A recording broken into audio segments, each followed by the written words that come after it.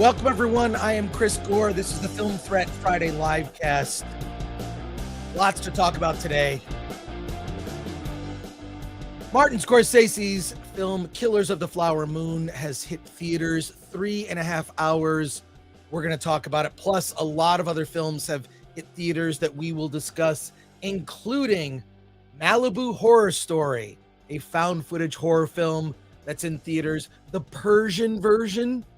Alan has seen it. I have not. And I still have thoughts. Plus, a movie called Radical, Another Body. Alan has been attending the Newport Beach Film Festival. He has some other movies to talk about. Plus, your chat comments and questions. It's going to be a big show. And director Larry Wade Carrell from The Quantum Devil is going to be joining us to at the end of the show to talk horror films. I think it's the appropriate month to discuss horror films. Can't wait to get started. Alan is waiting in the wings. Where is he? He's always doing something here. I don't know what the deal is. Here we go. Yeah.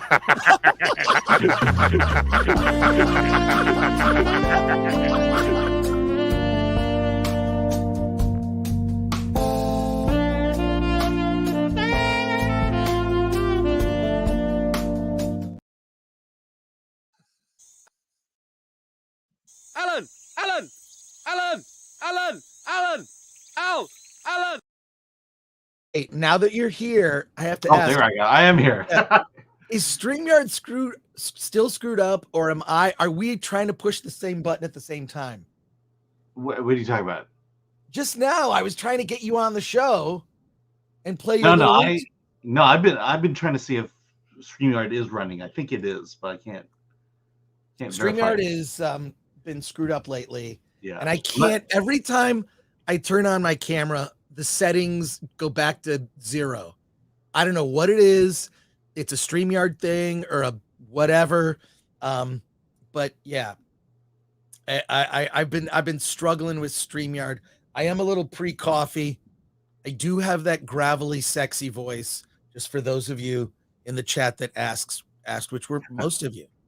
But there you go. All right, let's see who's here. We have a lot to discuss. We have a lot of today we're just doing straight up movies, and then we've got a fun interview at the end of the show with about a new horror film that just came out. But let's see who's in the chat right now.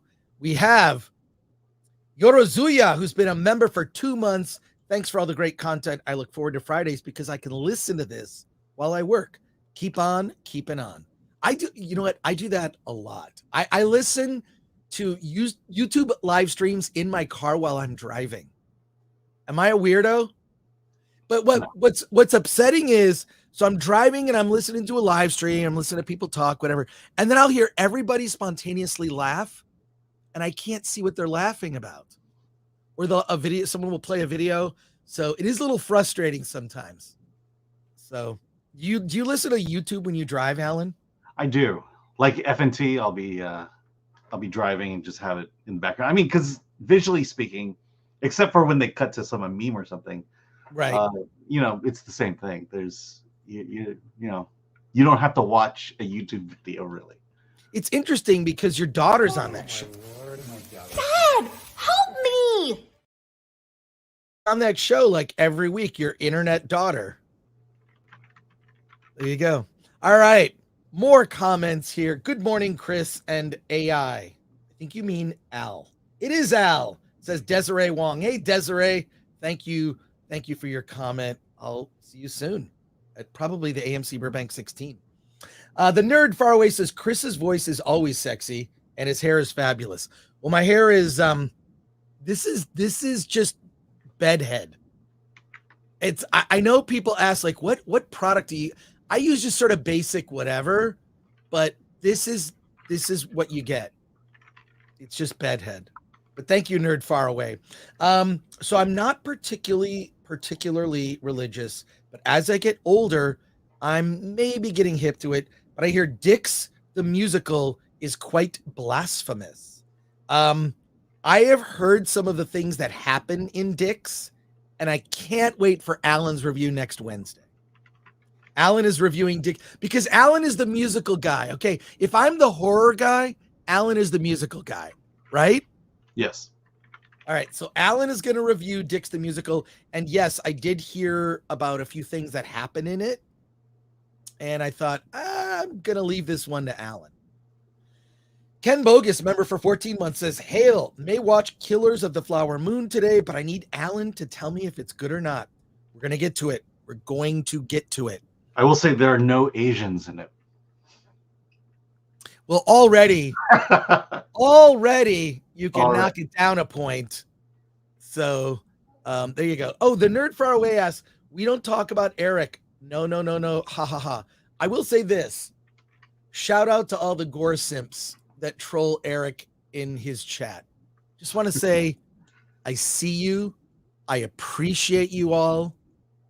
And I appreciate that I am still a presence in his chat. Thank you to all of you. Thank you to all of you. I don't know what I was doing there. I'm still waking up, folks. I'm still waking up.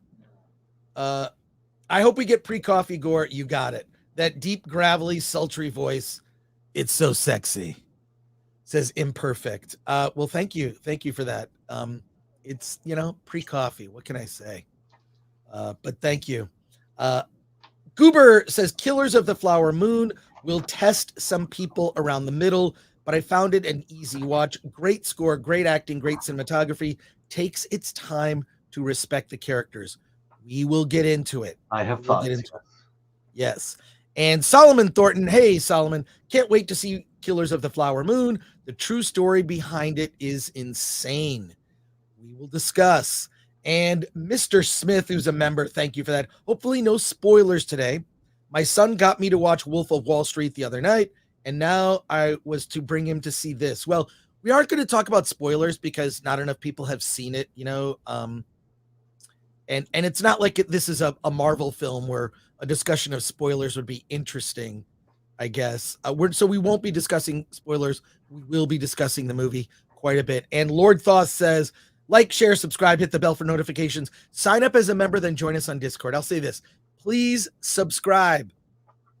Someone was saying, and I think it was Alan, was saying that I promote other YouTube channels more than our channel. Oh no, someone else said that. Oh my God. Holy cow. What? Dark Sith 87 gifted 50 Film Threat memberships. 50 people. If you're in the chat, when you gift the memberships, the 50 people that are below that, if you don't have a membership, you get a membership for a month. Wow.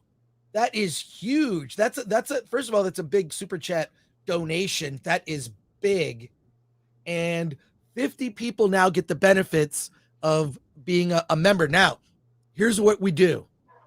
Go to the Discord after the show. Go to the community tab on Film Threat after the show. You'll see posts that are for members only. You can join the Discord. And you're on the Discord, even if you join for a month, you're just on the Discord forever. So Dark Sith 87, that's incredibly generous, giving back to and look, if you want to stay on as a member, you can stay on. If you're on for a month, you're on the Discord. And then also when we do giveaways, which is at least a couple times a month, we do giveaways for our members. And if you go back in the community tab that is members only, you'll see that there's a giveaway that I've been doing that I would expect more people to take advantage of. It is available for members only. It involves sending me an empty envelope, and then I send you back a bunch of free stuff. I love getting stuff for free. I know Alan does. Yeah, this is gonna be the season of free stuff. Right. So I like to give back to our members. So just scroll down on the community tab for members. You'll see member posts, and you'll see instructions. It was around my birthday that I did this. Hey, Toxic Waltz N8 says, I accidentally closed the stream because I was working with chicken. Now I have to clean my phone.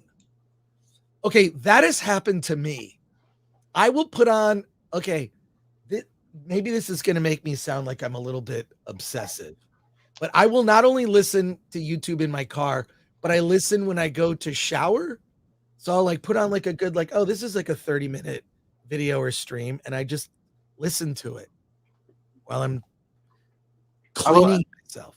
I will say this, the Critics' Choice, they just announced the nominations for the documentary awards. And so I've been going down the list of trying to catch all the documentaries I haven't seen yet. One of them is called Poisoned, and it's about food. And the majority of the movie is about catching salmonella from raw chicken.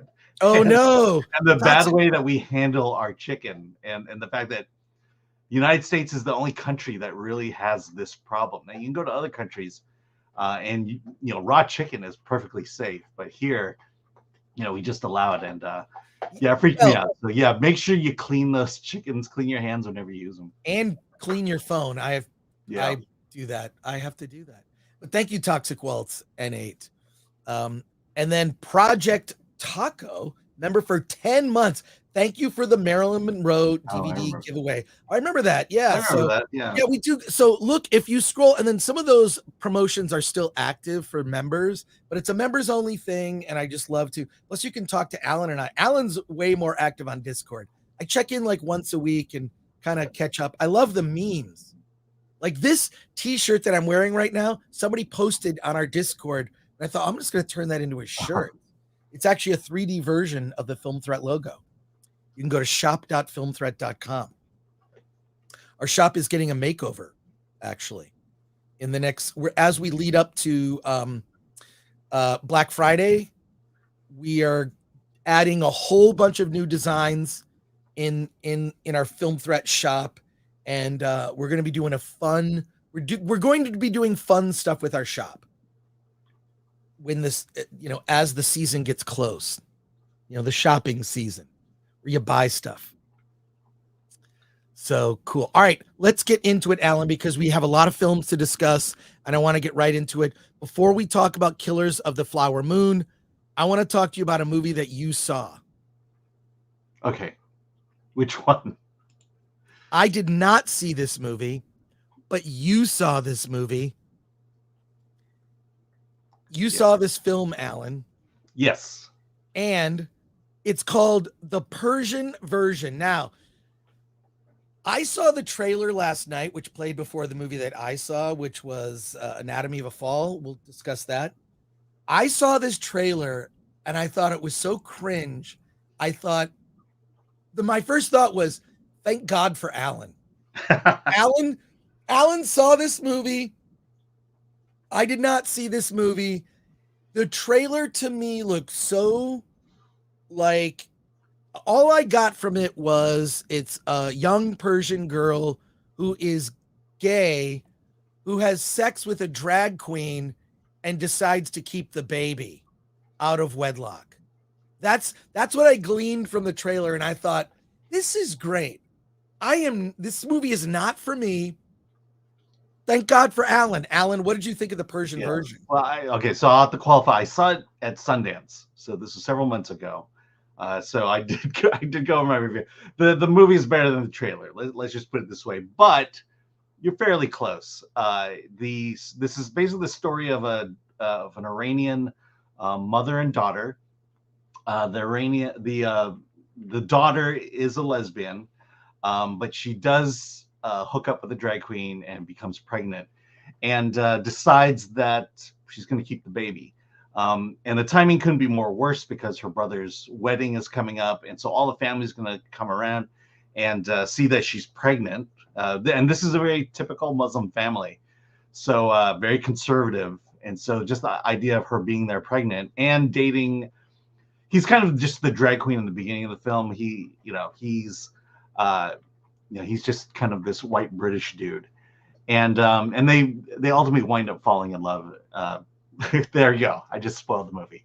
But on the other hand, it basically goes down two paths: the daughter's path and the mother's past. The mother, we get flashbacks as to why the mother is the way she is. She very smart, intelligent woman, but she got, she was basically put into an arranged marriage with a older doctor, and so she had the world going for her. She could have been a lawyer, she could have been a doctor, but instead she became a wife. And when trouble brewed in Iran, they moved to America. And all that to say that this ultimately becomes a story about generations. And this is kind of where I connected with it, because the daughter is a second generation immigrant. I'm a second generation immigrant. And what it brings out is, what I've dealt with all my life is the idea that, your parents sacrificed everything to come to America. She could have been a doctor, but instead she's selling real estate. The sacrifices your family goes through to give you a better life. And then what do? You become a lesbian and get pregnant. And in my case, I become a film critic. And so that's kind of, this is, if you take out all the cultural stuff, it just becomes this story about generational stories of immigrants. And that's why I connected with this movie more than you did. Again, you have to see the movie. You can't just watch the trailer. Well, I only saw the trailer. It's called the Persian version. So yeah, it's a comedy, and I think they were leaning into the comedy aspect of it. But it's much more of a drama than that. Yeah, based on what I saw on the trailer, it looked like more of like a wacky comedy, and it just had all of these sort of checking the boxes of elements where I'm like, yeah, this is just probably a movie that I will take a pass on. But it's a movie also. So I'll say this then: a white guy produced the trailer. Yeah, I was gonna say. Oh my god. But yeah, I just determined based on the trailer, all it did was give me even more of an appreciation for you, Alan. So maybe that's not a bad thing. Do you recommend the movie? I do. I honestly, I like to study people. I like to understand people. And, I think the Muslim culture, the Iranian culture is something I'm not that familiar with. And this movie just kind of, fills in a lot of the gaps. I think it's interesting that, this is that conservative Muslim family, and she is gay, and they deal with that a bit. And so it's an interesting take on the other, more traditional stories of Muslim families than you run into, like Ms. Marvel. Well, there you are. All right, let's go to the I would definitely recommend this over Ms. Marvel, that's for sure. All right, some quick comments, then we're going to talk about Killers of the Flower Moon. Turo says, Alan is Film Threat's version of Star Trek's Red Shirt. Yeah, Alan does get sacrificed sometimes. I don't know. Well, let's give you credit. You saw Bros. That's true. I saw Bros in a nearly empty theater. And I saw it opening weekend, literally the opening Thursday night. I saw Bros, and I'm sitting here. We're all looking around at each other like, why are we watching this movie? Yeah, I saw half of it on Peacock and then just kind of gave up. Right. There you go. I told you. Mike MC Wong. Hey, man. Hey, Mike. The Hugo Weaving lookalike drag queen is real cringe looking. Yeah, I thought that too. Snakes and Funerals. Hey, Snakes and Funerals. It will win an award for the most boxes checked. And Shucksy says, Alan could have been a lesbian, but became a film critic instead. How disappointing. I know. My mother just laments that every day. And Saum just became a YouTube member. Well, thank you for that. We've got a lot of new members. Make sure to join the Discord. Look for the link at the end of the show today. It's great. And Latino Slant, Paulie coming in. Bros, this film was made for me. That's a quote from me, apparently. So there you go. I don't know who it's made for, but it's definitely not made for me. It's not even made. Like we have more than one gay critic that writes for Film Threat, and the gay male critic who writes for us, not going to say anything, not going to out that person. That's that person's choice, but said, I don't want to see this movie. I have no interest in seeing this movie. That was about bros, by the way, not the Persian version. I have a lot of gay friends who do not want to see that movie or did not see it. All I can say is this: the Persian version, white liberals are going to love it. They're going to love it. By the way, Pauly, I'm interviewing the star of Radical this afternoon. Well, there you go. All right, time to pivot. Personal note to Pauly there. Time to pivot, and it's important. We get this.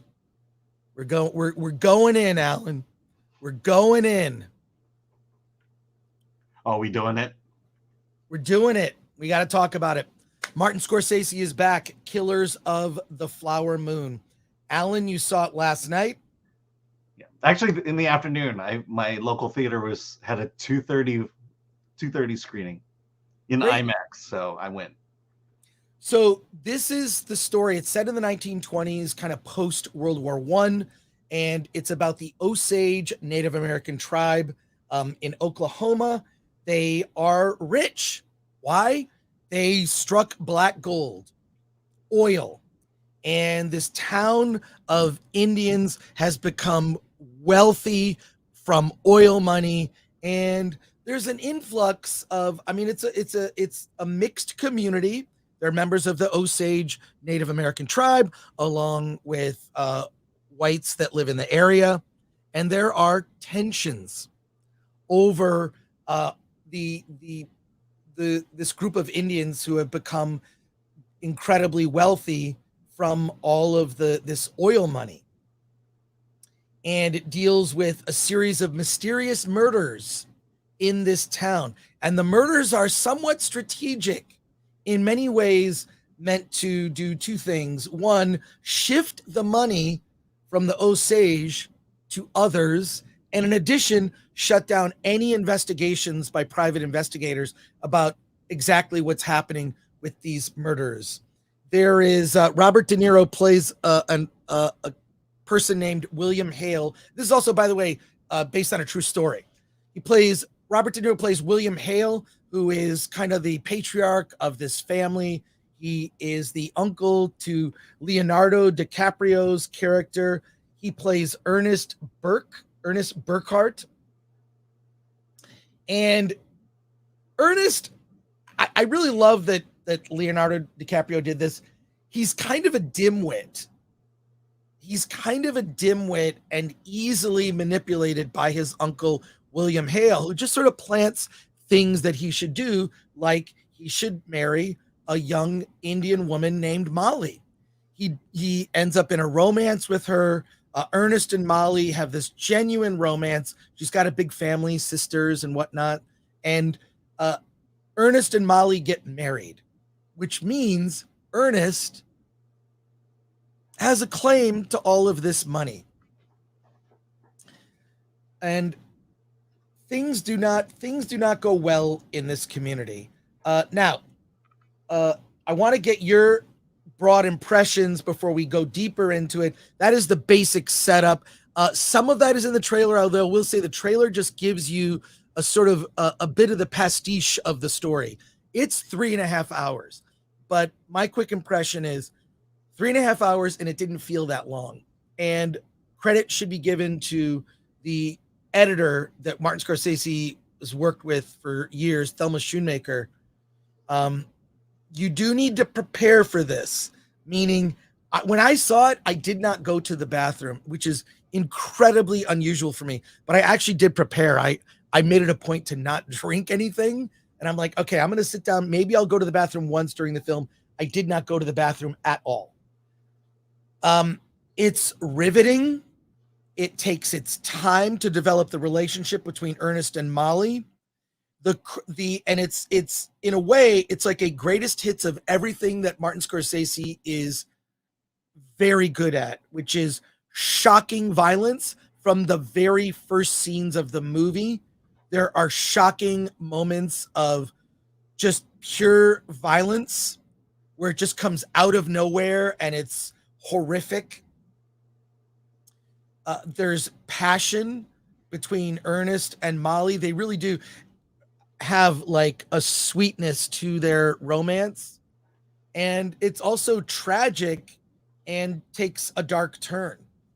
So in addition to this like violence that permeates throughout, it also ends up being a courtroom drama, and just performances. This is the thing that everyone's noted, and it is worth noting, is the performances in the film are just amazing. I mean, Leonardo DiCaprio, he's got these bad teeth, which is whatever. He's a soldier that just came back from World War I, and it appears as if he had some sort of something on the inside of his face. He changed his face. I mean, they did everything they could to make Leo did everything he could to make himself look uglier. And I'm sure he had some help from makeup effects people. There aren't necessarily prosthetics, but it feels like he had some things on the inside of his face that were used to kind of contort the way he looks. You've seen it in the trailers. I mean, he is an ugly man and a dimwit. And I was taken by this film when the way that it kind of like is.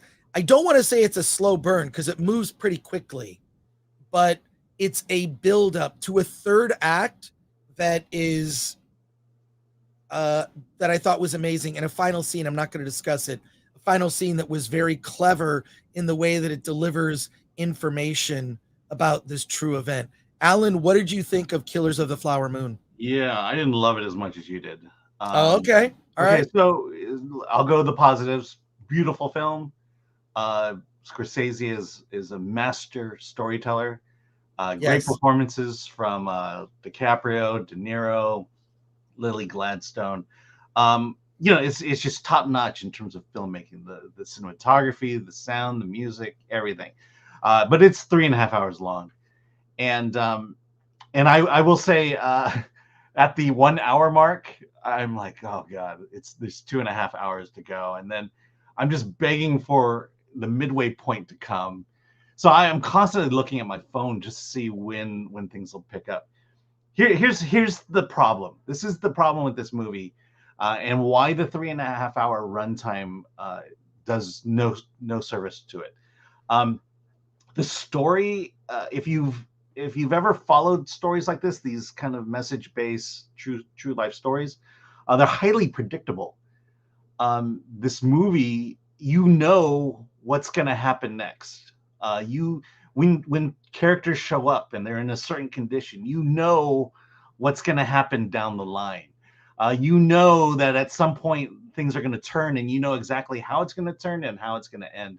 And the reason I bring this up is the problem with movies like that is when you are ahead of the story itself, the movie overall becomes boring. When you're waiting for the movie to catch up to where you are in the story, you have a problem, and that's what it is. The problem with this movie is the story, because it's fairly standard in terms of injustice, indigenous people, injustice, whatever. But there's no twist. There's nothing that excites you or makes you sit on the edge of your seat. You're just kind of waiting, and it plays out, exactly as you think it'll play out.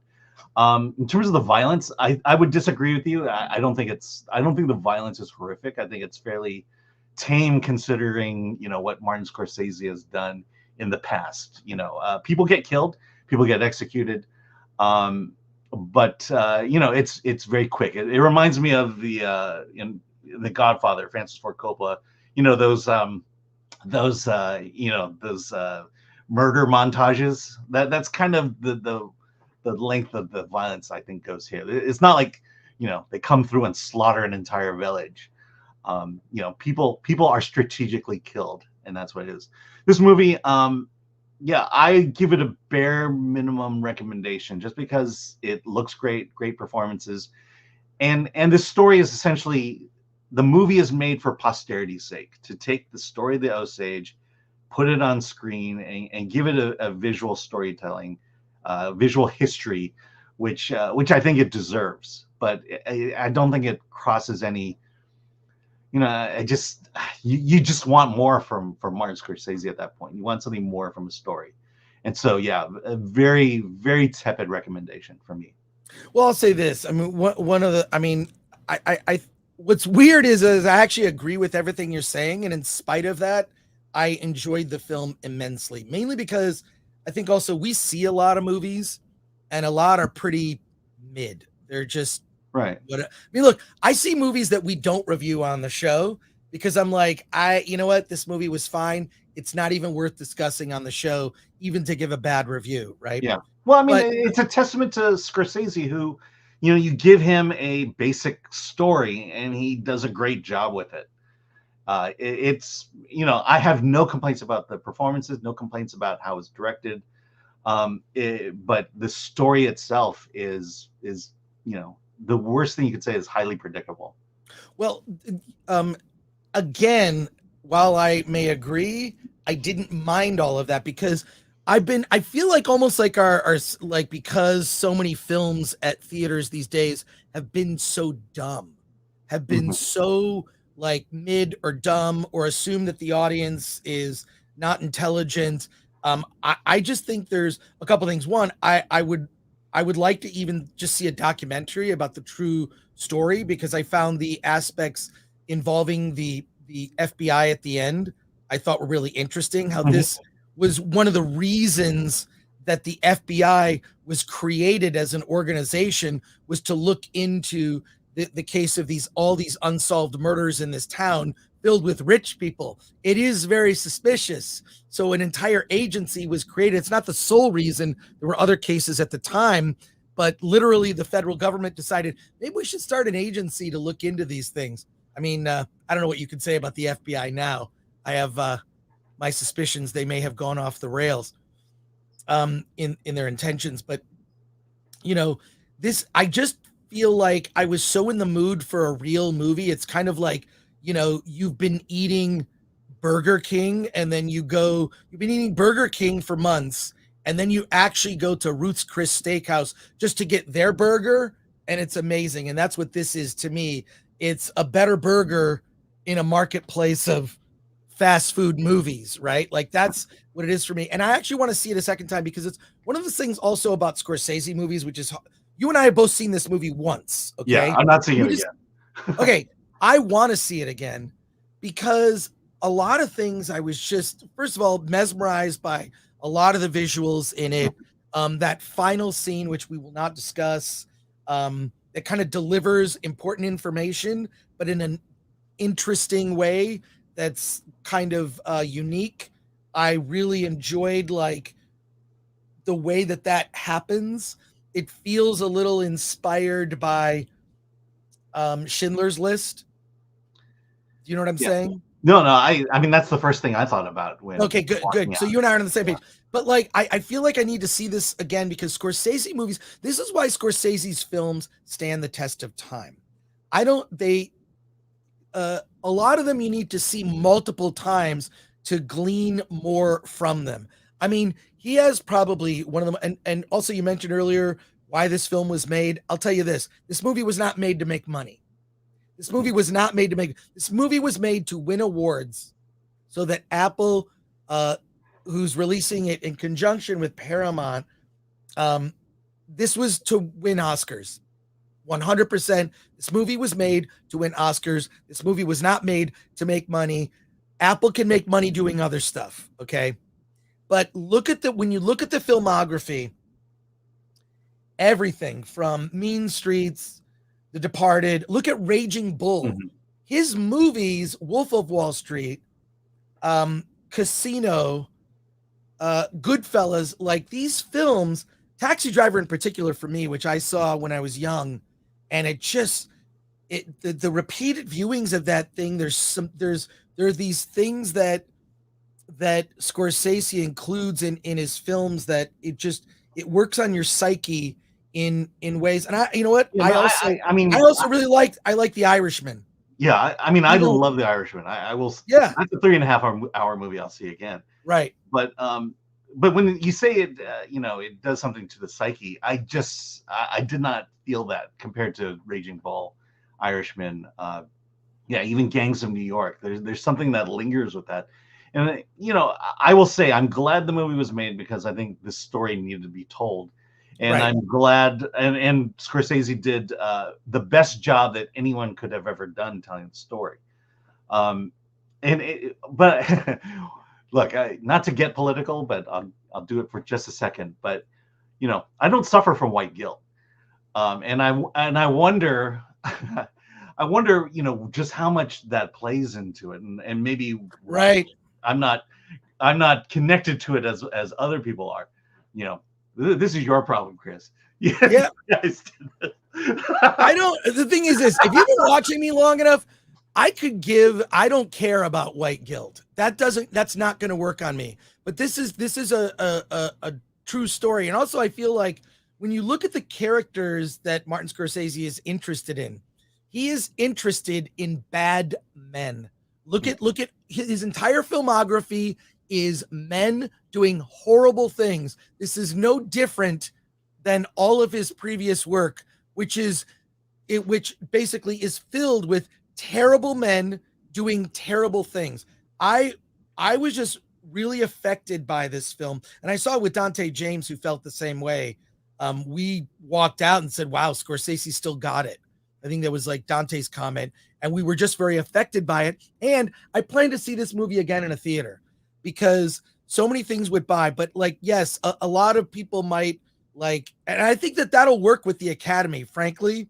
I think that the woman, the actress who plays Molly, her name is Lily Gladstone. I thought she was incredible. And she'll get nominated. She's going to get nominated. Leo's getting nominated. Scorsese's getting nominated. De Niro, I don't know. He's always good. Jesse Plemons, who plays Tom White, who's a FBI agent, I think he's going to get nominated. There're just a lot of great, and even Brendan Fraser. What's weird is Brendan Fraser plays an attorney that represents them, and he looks like he just walked off the set of The Whale and put on a suit. Am I wrong? No. And his acting choice in this is interesting. Yeah.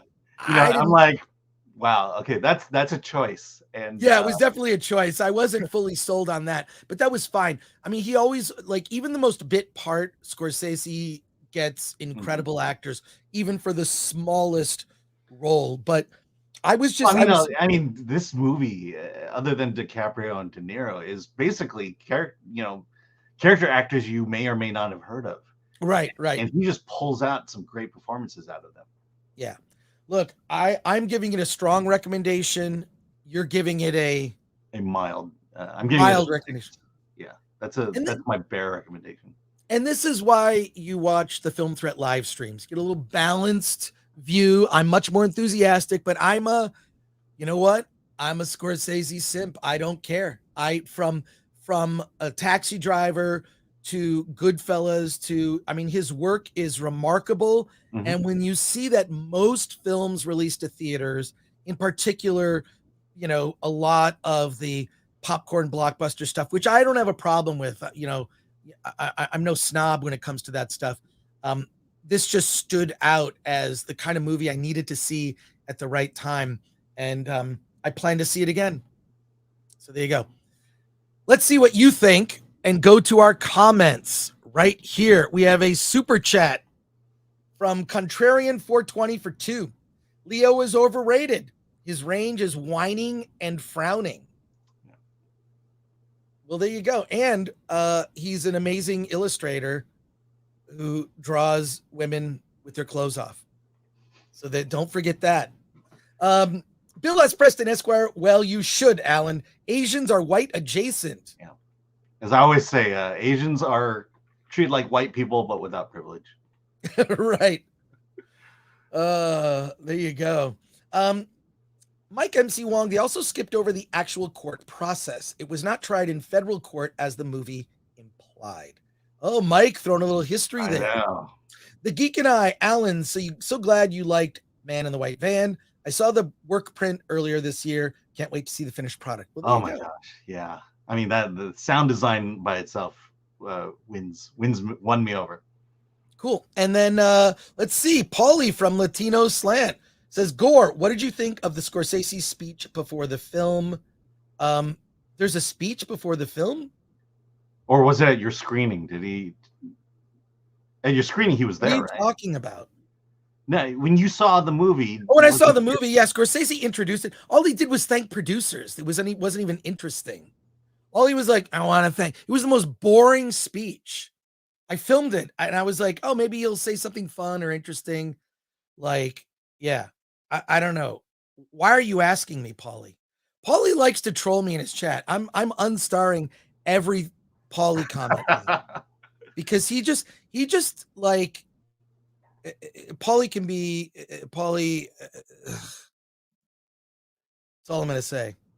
Scorsese said The Thin Red Line was the best film of the 90s, says Contrarian 420 for 2. Interesting. And Kevin he loved Rubio. Marvel movies. That's why. Kevin Rubio. Well, I like that. Scorsese's totally being proven right. Yeah. When it comes to Marvel movies, Scorsese is being proven right. He said these aren't movies. What are they? Theme park rides. It's just IP driven, whatever. Kevin Rubio. Hey, good to see you here, Kevin. The film is masterful. The actors are incredible. The 3.5 hour length doesn't feel like 3.5 hours. It's going to receive a lot of nominations, but I will not be seeing it again. Fair. I want to see it again just because I just want to see it again. Yeah. I mean, I said for me, it felt 3.5 hours. And, that countdown, realizing, okay, there's only 2 hours left in this movie, or there's only an hour and a half left in this movie. That's the most frustrating thing I can do. I didn't do that during The Irishman. I'll tell you that. Mega YouTube 99 Alan, it's based on history. Why shouldn't it be predictable? I'm talking about story structure. I'm talking about the way when De Niro shows up as being the ally of the Osage people, who didn't know that? Well, the trailer gives it away. Can you see the wolves? But that's the point. Is it's coming, and so there's this long thing where he's embracing the Osage people, and he's just going to turn. Molly's sisters. You know exactly what's going to happen. At what point. At some point, something's going to happen to these characters, and it does, and there's just no surprise when it happens. Right. B-Rad sounds like the execution of the film is really good, but the plot is lacking. That's fair. More dynamic plot, a more dazzling plot. That's Alan needed to be dazzled, says MK Solid 82. Don't we say that? Don't we say that the big studios have no reason to fail? Well, they have. I don't. There should be dazzle when it comes to a big film like that. Neither you and I are saying this is a fail. I'm giving a strong recommendation. Mm-hmm. You're giving it a mild recommendation, and then you can choose whether or not you want to see it. Scorsese's Indian name is Stands with Oscars, says Z. Let's see. I'm skipping over Paulie's comments. Alan didn't love it. I'm not gonna see it, says Ken Bogus. Yeah, that's all right. I liked it.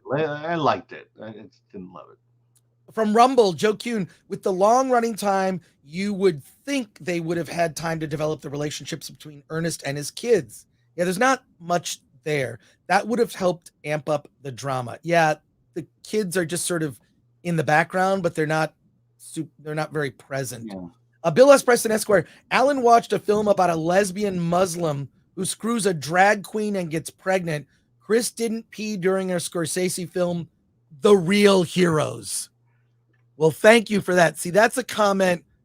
See, Paulie, if you want to write a good comment that actually gets starred and highlighted on the show, that's the kind of comment that you want to make, is one that's well thought out, fun. There you go. Another comment here from Rumble, joking. Flower Moon has everything going for it except drama. Ernest is so passive in his own story. There might be a decent 2-hour movie in there. Well, I think Ernest is passive because he's a dimwit. He is a tool. He's a tool of Robert De Niro's character, William Hale. He's just a tool. He's like William, he has this conversation with him at the beginning where he's like, yeah, I like the ladies. So yeah, I like girls.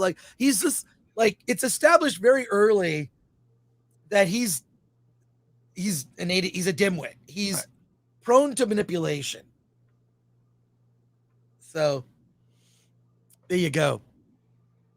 Let's see. Mega YouTube 99 for 199. Need you guys in costume on Halloween stream. Okay. A week from today, on the 27th, Alan and I will be in costume. All right.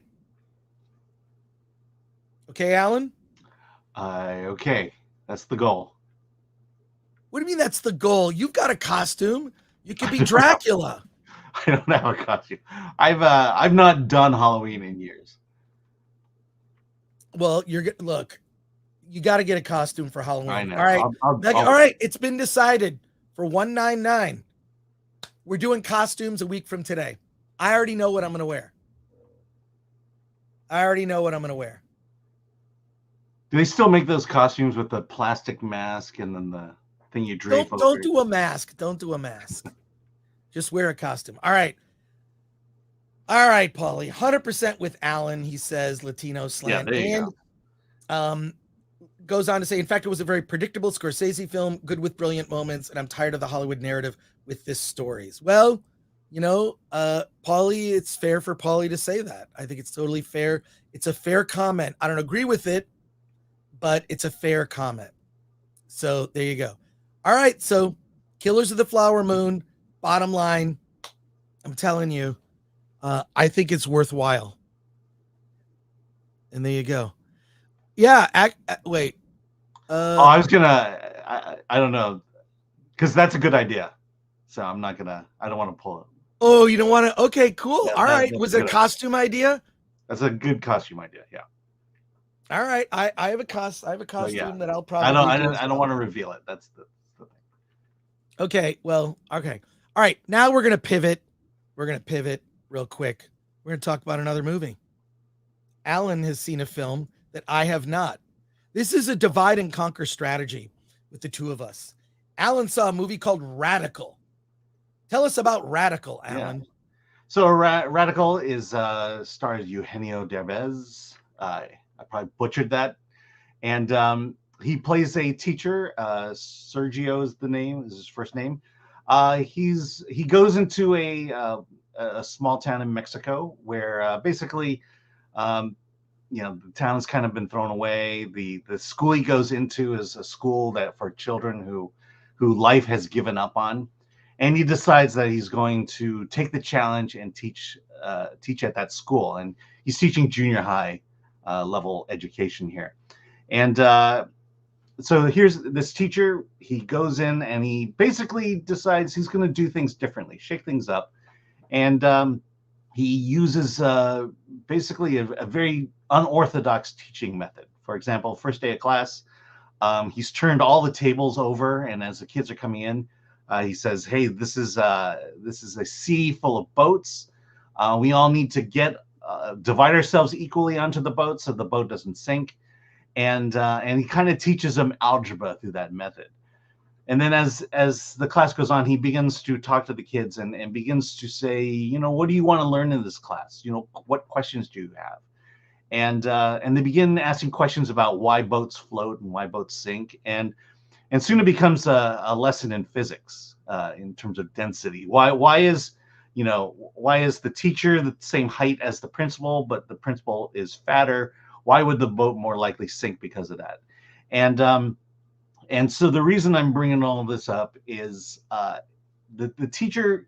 This is something that has been on my mind a lot when it comes to education, especially my kids' education. But the whole principle behind what this teacher is doing is the idea that if you can teach a child to think critically, if you can teach them critical thinking, they will be able to learn almost any subject in the world. And so now you have a bunch of kids who don't know anything, who have a very poor education. The school gets funded by these assessment exams, and all the other teachers, all they do is they get a copy of the exam early and then teach the kids how to take that exam. Basically gives them the answers to it. And he says, no, kids can think.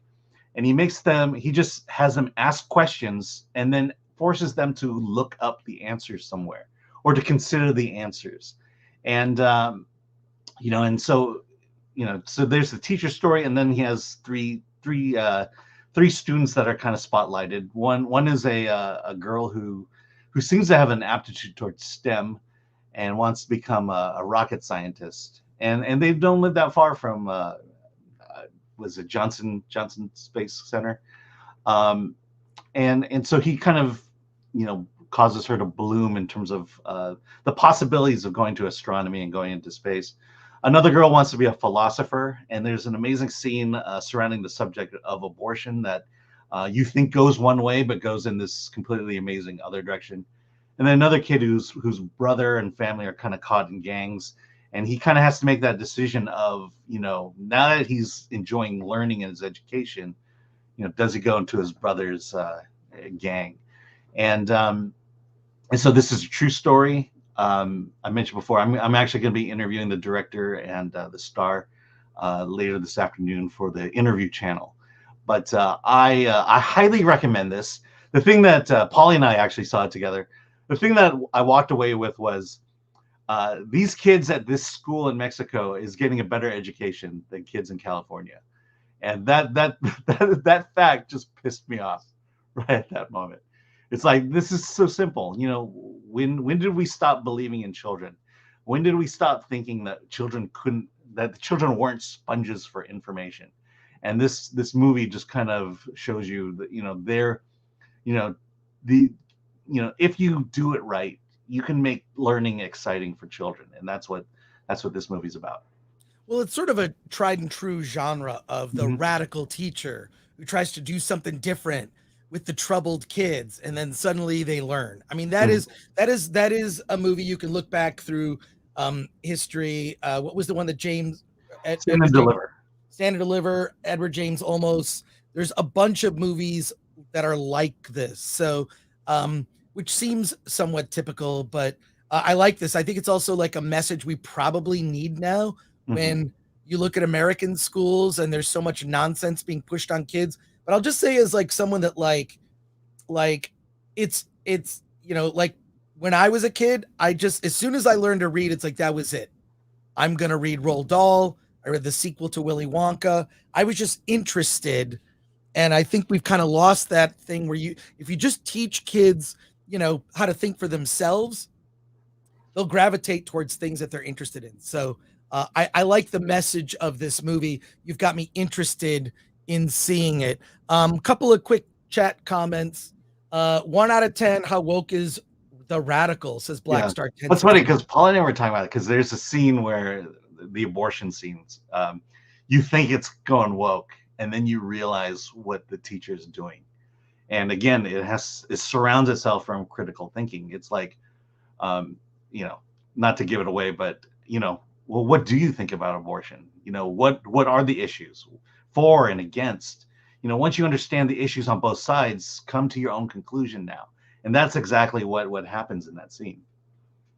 And then let's see, Paulie from Latino. Hey, Alan gets the barbecue invite now, and goes on to say the abject poverty in this film was heavy. Absolutely. So there you go. And then super chat here from MK Solid 82 for 199. Can Alan host the show from an Asian bathhouse? Are you talking from my shower? Is that the deal? Yeah. So no, no. Next, you are not going to want to miss the Halloween show, because I know what Alan and I are going to dress as, and it's going to be awesome. Don't miss it. All right, it's time to pivot, and we're going to talk about some other movies. We have a lot of movies, but before we talk about those movies, I got a little something that I want to let people know about. Okay? I want people to know about Award This. Award This is actually coming. You can go to awardthis.com. It is the only award show you can buy a ticket for. I defy you to buy a ticket to the Oscars. You're not going to be sitting next to Scorsese, but you're not going to go to the Independent Spirit Awards. Did I do that, or did you do that? I did not do that. Okay, sorry. Okay. Good comment, though. It was great. It broke. I was on a roll, and now I'm derailed. Let me start that over again. I started a comment. For some reason, that one shows up, and it All right, wasn't even starred or anything. Just watch this. Hey, this episode of the show is sponsored by Award This. Independent filmmaking sucks ass. God. Never give up the dream! Here's to independent film. Thank you! This is to all the dreamers. We love you. Thank you. It's a f***ing honor. It's fucking awesome. We did it! Vindication! What the f*** is this? It's time to award this.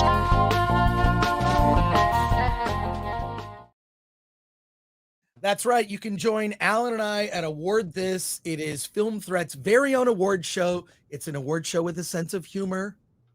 We mock Hollywood. We have a lot of fun, and you're going to learn about a ton of indie movies that you may not have heard of unless you have been watching the Film Threat YouTube channel. In addition, the filmmakers are going to be there accepting awards. We have a comedian host. There's going to be a whole bunch of surprises I don't want to ruin. And we are going to have celebrity presenters. I don't think George Clooney's showing up, but there'll be other people that will be showing up. It's a big party. We've got a liquor sponsor, Neft Vodka. Liquid Death is our water sponsor. So we'll have like water and vodka there. Water and vodka, that's all you need to drink. I'm sure you can buy some popcorn. But it's at the Frida Cinema in Santa Ana, California. Go to awardthis.com, or the link is in the description to the direct link to get tickets. And tickets are a range. You get tickets as low as $20 and use the offer code, the discount code FilmThreat20 to get 20% off tickets. That means your $20 ticket is like $16.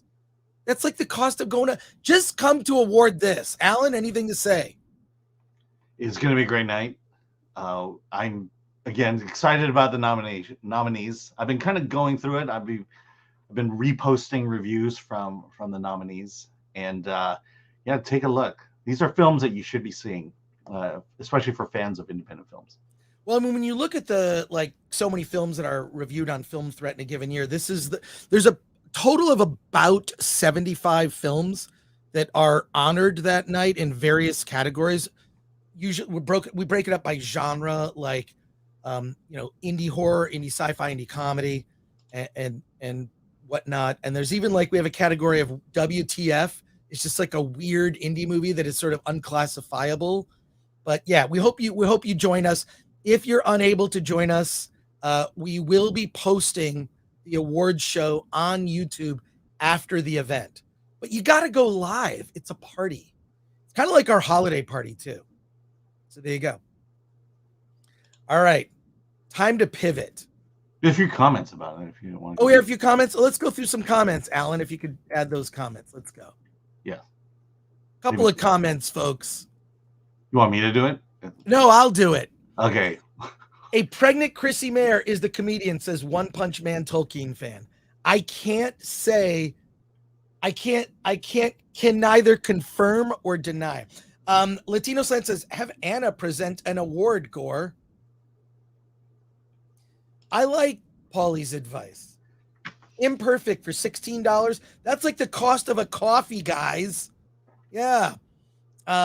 Chris watched that If Force Awakens was awesome YouTube video you recommended on the Nooner. Amazing. I was almost getting emotional watching it. Says Beerosaurus Rex for 5. Yeah, it's like what could have been an adventure with Han, Luke, and Leia in a different sequel trilogy. You're right. I got caught up because Mark Hamill's voice. Hey, Anna, that Star Wars girl. All right. Hey, Anna, do you want to go to the award show? You want to go? I mean, I don't know. Anna might be busy. Sunday, December 10th. Put it on your calendar. Anna will talk. Anna, you and I will talk. I'd love to have you present an award. I know exactly the category. You should present the award for indie sci-fi because you're that Star Wars girl. Anna, would you dress in a Slave Leia outfit to present at the award show? To promote the calendar too. To promote your calendar, which put it in the chat. We'll highlight where you can get your calendar. And any of that Star Wars girl merch. By the way, I will watch Anna's. She does these streams where Anna will draw and she paints and she does commissions. She's She does amazing artwork. We do, Anna, we do an award show called Award This. It's Sunday, December 10th at the Frida Cinema. It's an indie film award show. So that's what it is. Anna asked, I just got here. What is going on? Anna, we'll talk. We'll talk. Okay. But yeah, love to have you present at the award show wearing a Slave Leia outfit, which is perfect for the indie sci-fi. Womp Biscuit says the first guy in the beard is hilarious. That's a guy named Barrick Hardley. He is a comedic actor. You've seen him he was in a Super Bowl commercial with Sam Jackson. And Barrick he's become friends with the show, but he's been in some of these small indie movies that we cover. And I'm like, we got to have him present because he's hysterical. I may actually go to award this in the debate stage, says All Twisted Up. Just buy tickets. In December, are you crazy? Says that Star Wars girl. Anna might be busy in December. Anna might be busy. Anna may be busy, but we'll talk, Anna. We'll talk. Mike MC Wong says, I had excellent education in high school here. My calculus and physics teachers were awesome, and Caltech professors I had at the year I spent as high school senior were all geniuses and great. I don't know that that's true anymore. Yeah, I can tell you, as someone who had a daughter go through Common Core education, which was miserable, and then a pandemic that put them all in online, the education system is screwed up in California. Right. But we got to pivot because I have a bone to pick. I saw a film. Well, we got to kick this off correctly. Because I'm pissed. A freaking IKEA chair. All right, let's get into it. I went last night to the AMC Burbank 16. I went to see a film called The Anatomy of a Fall, and I'm going to give you my review of it shortly. Don't worry. But I'm trying to watch this film. It's most of it is in French with subtitles. It's a very intense drama that is a courtroom drama about a murder. A woman is on trial for the murder of her husband, and it's a very intense film. And as I'm watching the movie, I'm hearing Taylor Swift songs. The theater next to me is playing the Taylor Swift Eras Tour movie, which was already, I get to the theater, just going to see my film, minding my own business, and there are people dressed up as if they are going to a concert. Part of me felt kind of sad because I thought, well, they're going to a movie like they're going to a concert, which is now an event because clearly some of these people probably could not have afforded to spend $1,000 on tickets to go to a stadium to see Taylor Swift this big, the size of an ant. But they got to experience it.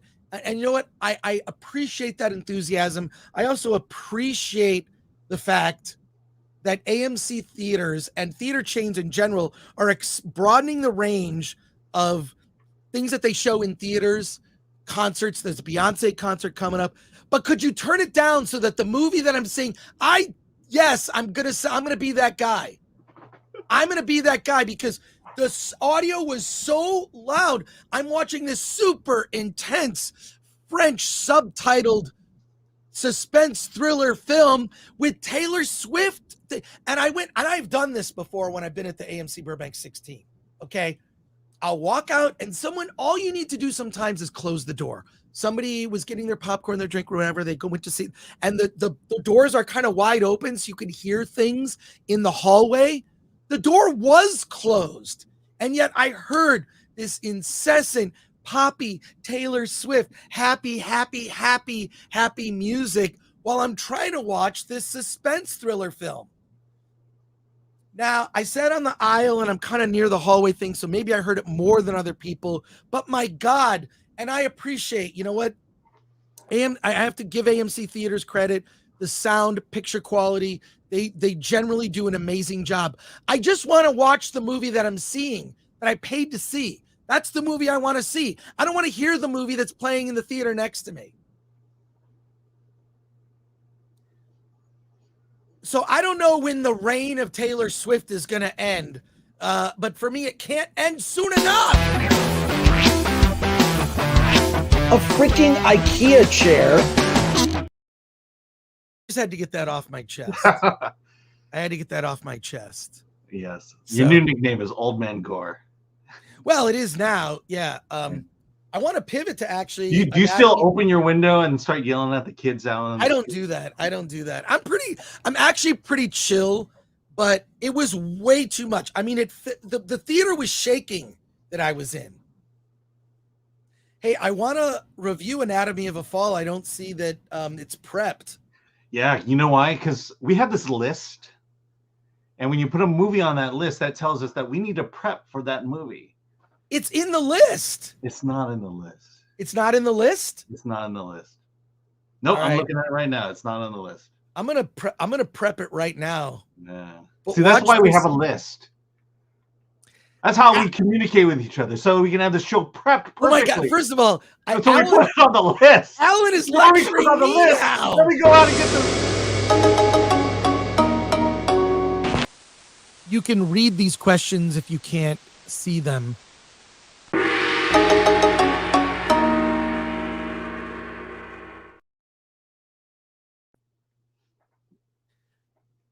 Fine. It's fine, Alan. Look, I have Malibu Horror Story on there. Oh, I'm going to review that one too. We prep for Malibu I'm going to review it as well. Look, I have been juggling a lot lately, and people. Okay, I treat, just this is a side rant. This is a bonus Gore rant. I treat what I do very seriously.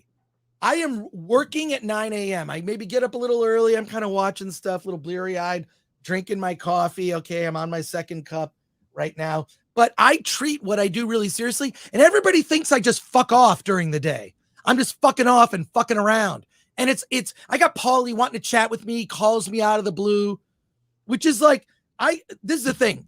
I have hated the phone since the night. Before it was cool to hate the phone, I hated the phone. Back in the 80s, 90s, people would just call you out of the blue, which is fine. That's how we communicated back then. But I like to schedule phone calls because I want to have my full attention on you and our conversation. But people like will just whatever.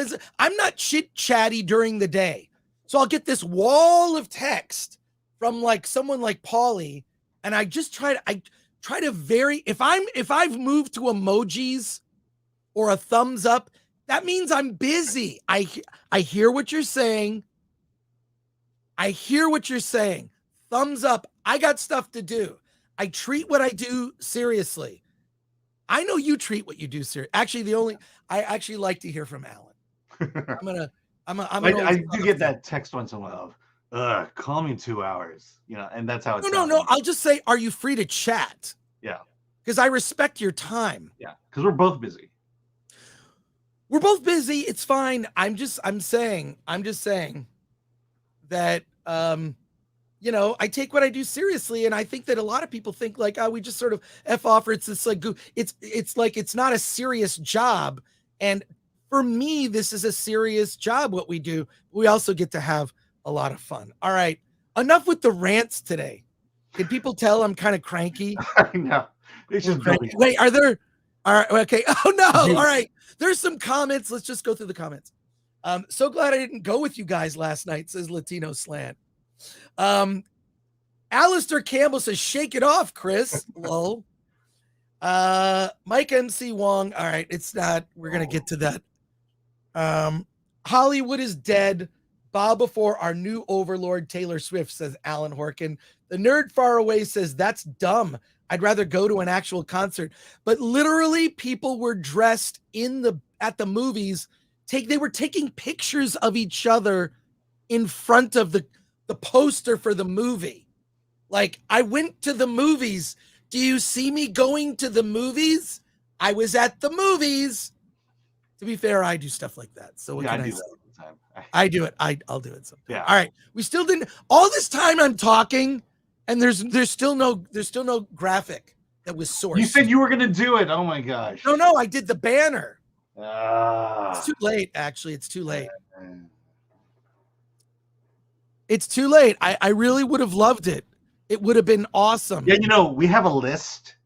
And if you had put the movie on the list. It's all good, man. It's all good. Look, you know what we do? We have fun here. We have fun. All right. Let's talk about The Anatomy of a Fall. The Anatomy of a Fall. Excuse me.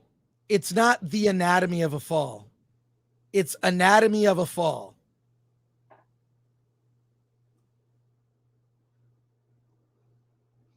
Here we go. Oh, folks. I really have fun talking to Alan every week because we don't ever get the chance to have like long conversations. Our conversations are pretty tight. So when we're basically talking on the show. So when you see us talking on the show, this is because we haven't had a chance to talk all week. So there you go. All right, let's talk about Anatomy of a Fall. This is a film that is directed by Justine Triet. I assume she's French. It is a French film about a woman who was suspected of her husband's murder, and their son is blind or nearly blind. He's kind of like, you can actually still see if things are up close, but he had a tragic accident as a young child and has dealt with this ailment.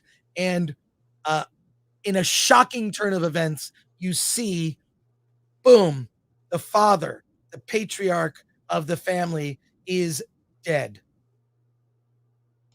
And the circumstances may be suspicious, may not be suspicious.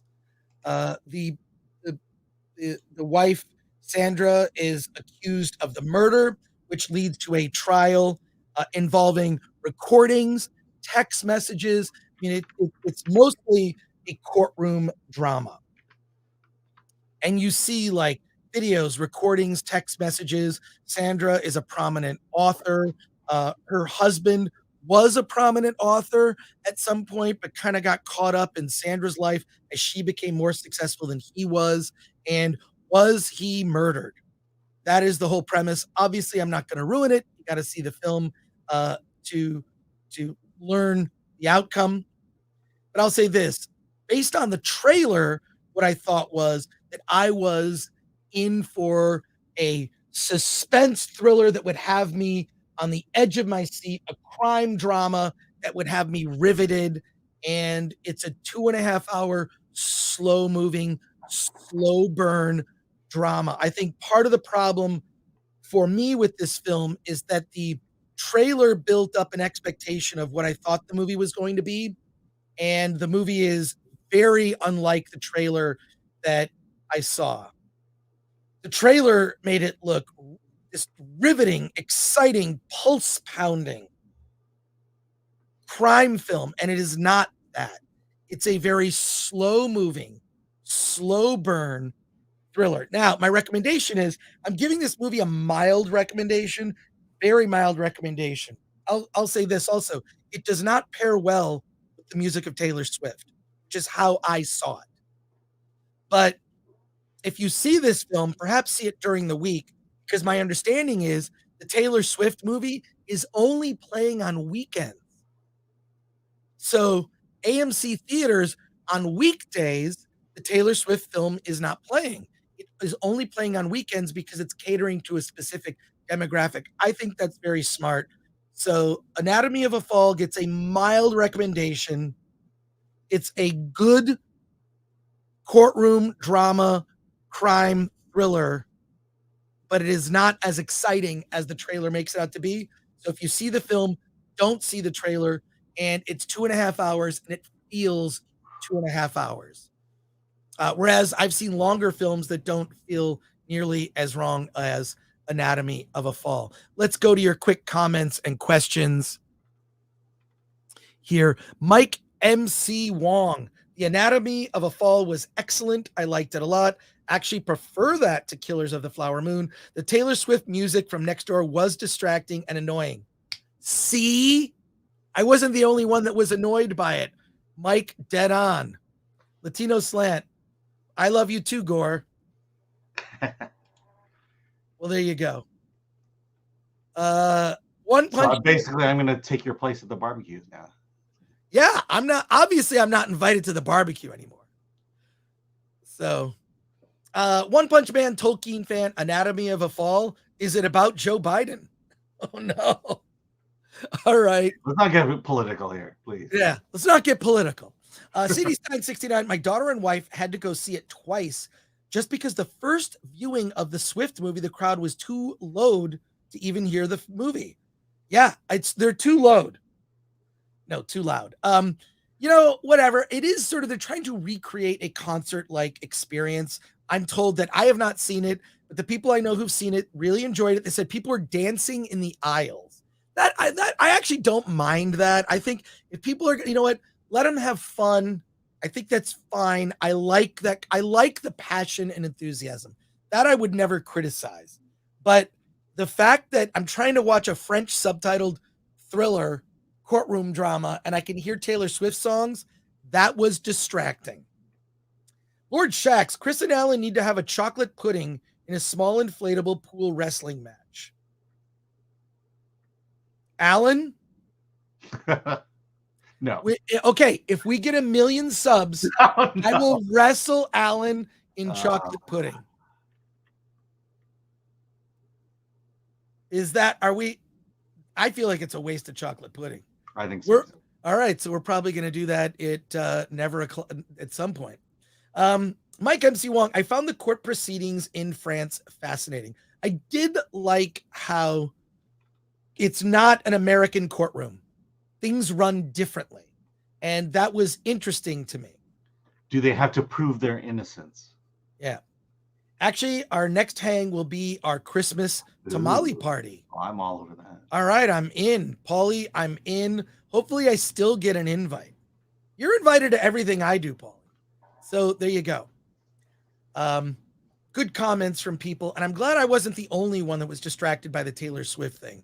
It was irritating to say the least. All right, time to pivot. Alan has, I've got a review. Oh man, we're running short on time here. What do we have time to review? Well, I believe we each have one. Okay, we have more. Another Body. Let's go, Alan. Yeah. So Another Body, this one I saw at South by Southwest. It's a documentary. Let me just pull up my thing here.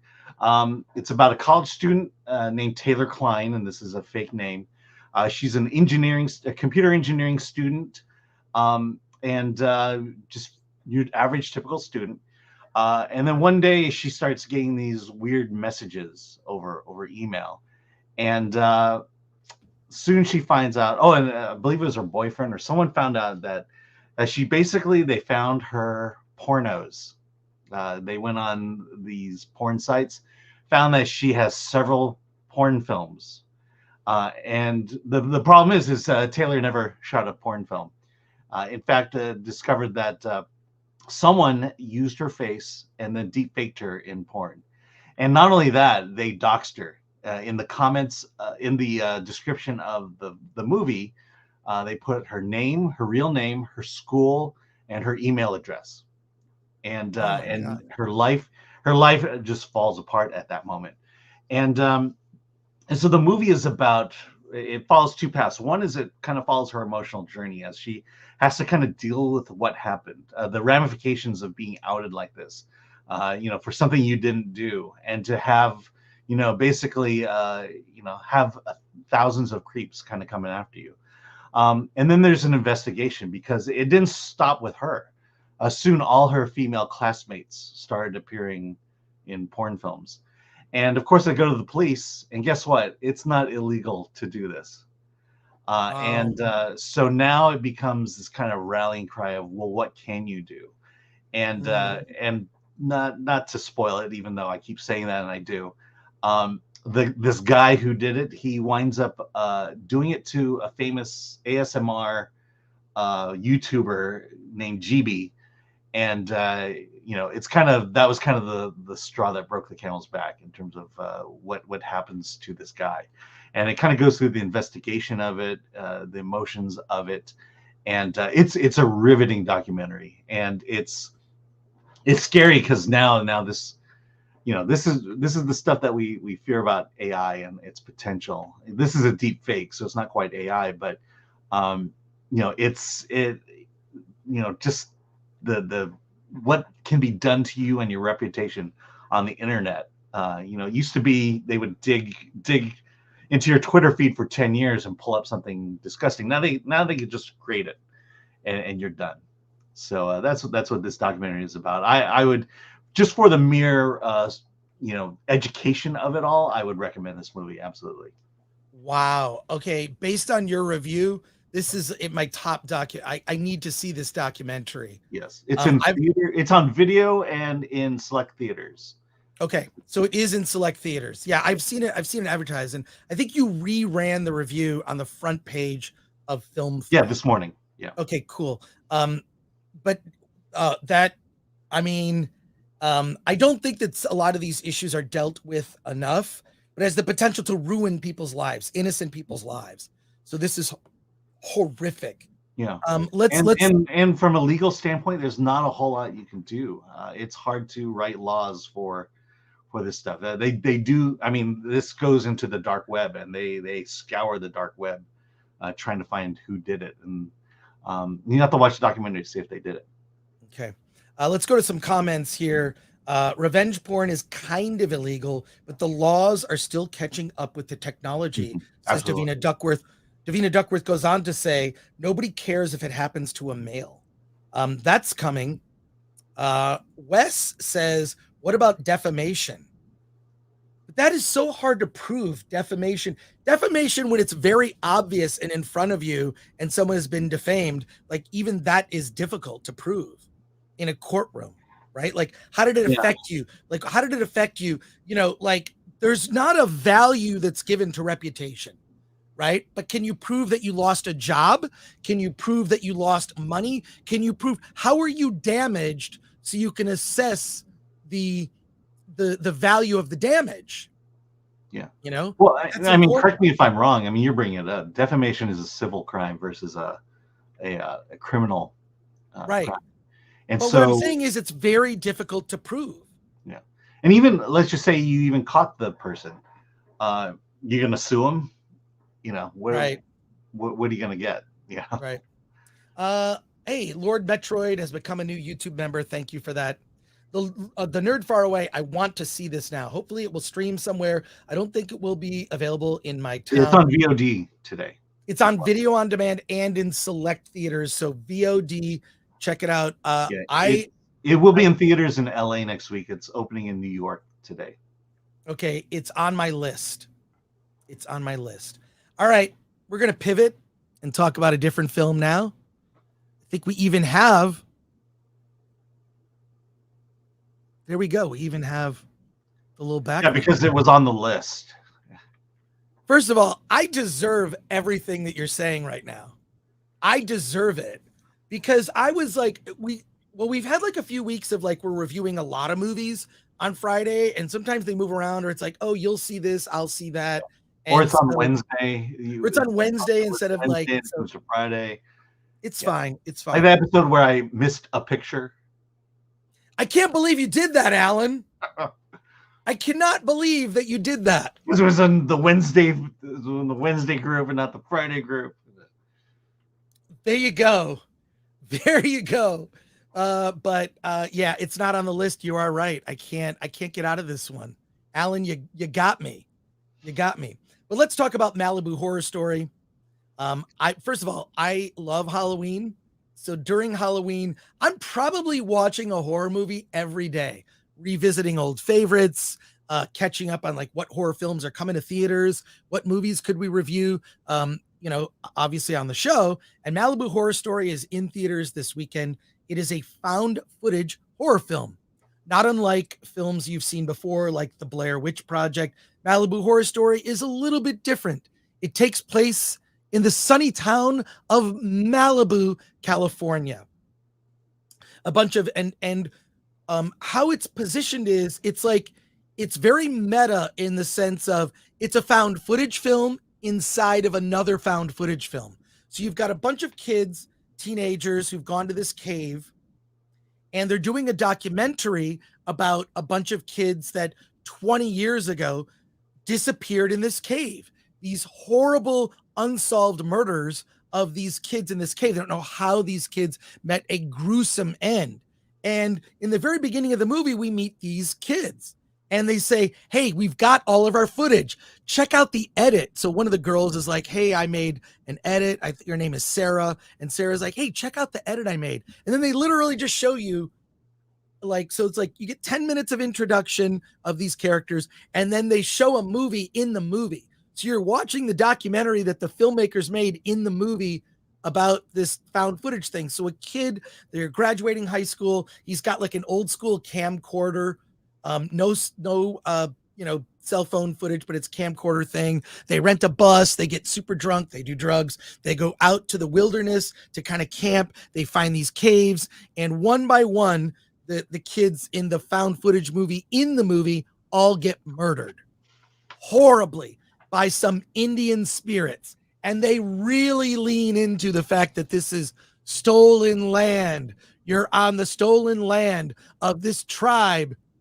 So they've got, like, in their documentary that's within the movie within the movie, they show all this footage, the Indians that were the originally at the land and how it was stolen. And I'll say this, I didn't feel sorry for a lot of these kids because I hate to say a lot of them come off as complete entitled assholes, which might make sense if you're familiar with the town of Malibu.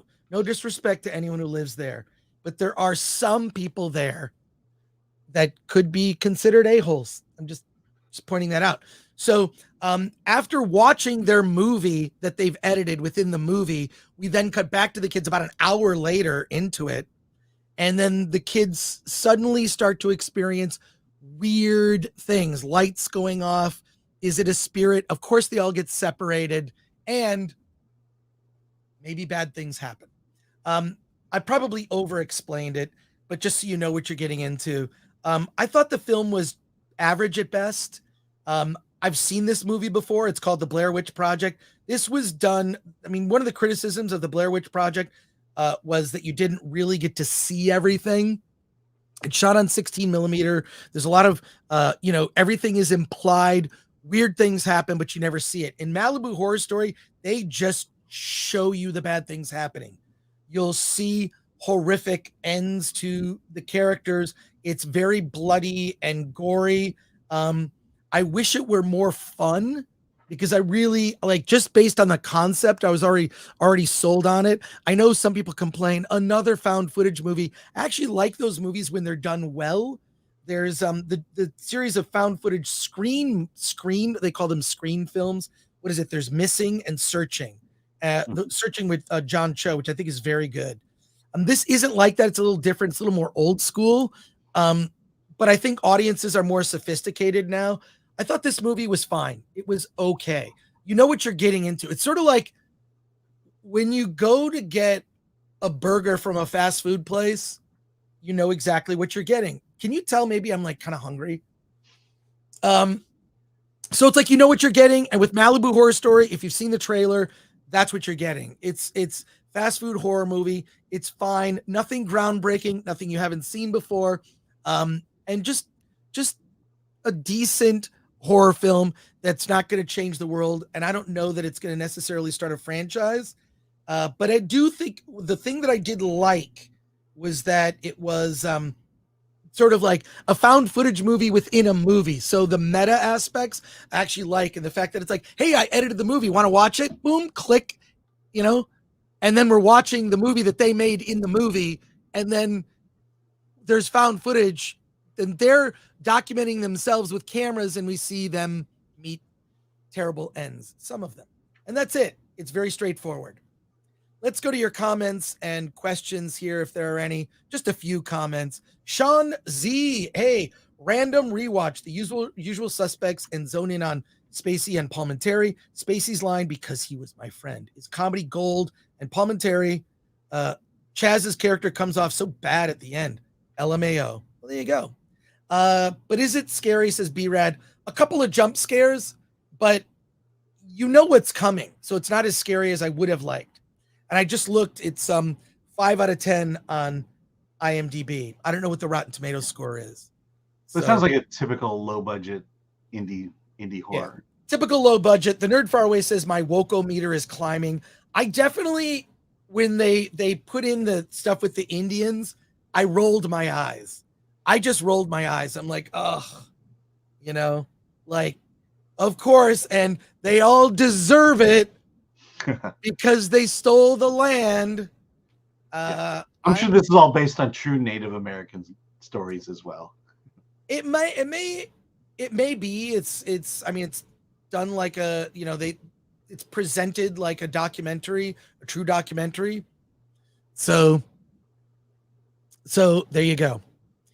All right. No more comments on that. It's in, by the way, Malibu Horror Story is in theaters right now. So if you're looking for a horror film, this is one. All right, now we're going to pivot. And you want to talk about The Wiggles, is that right, Alan? Yes.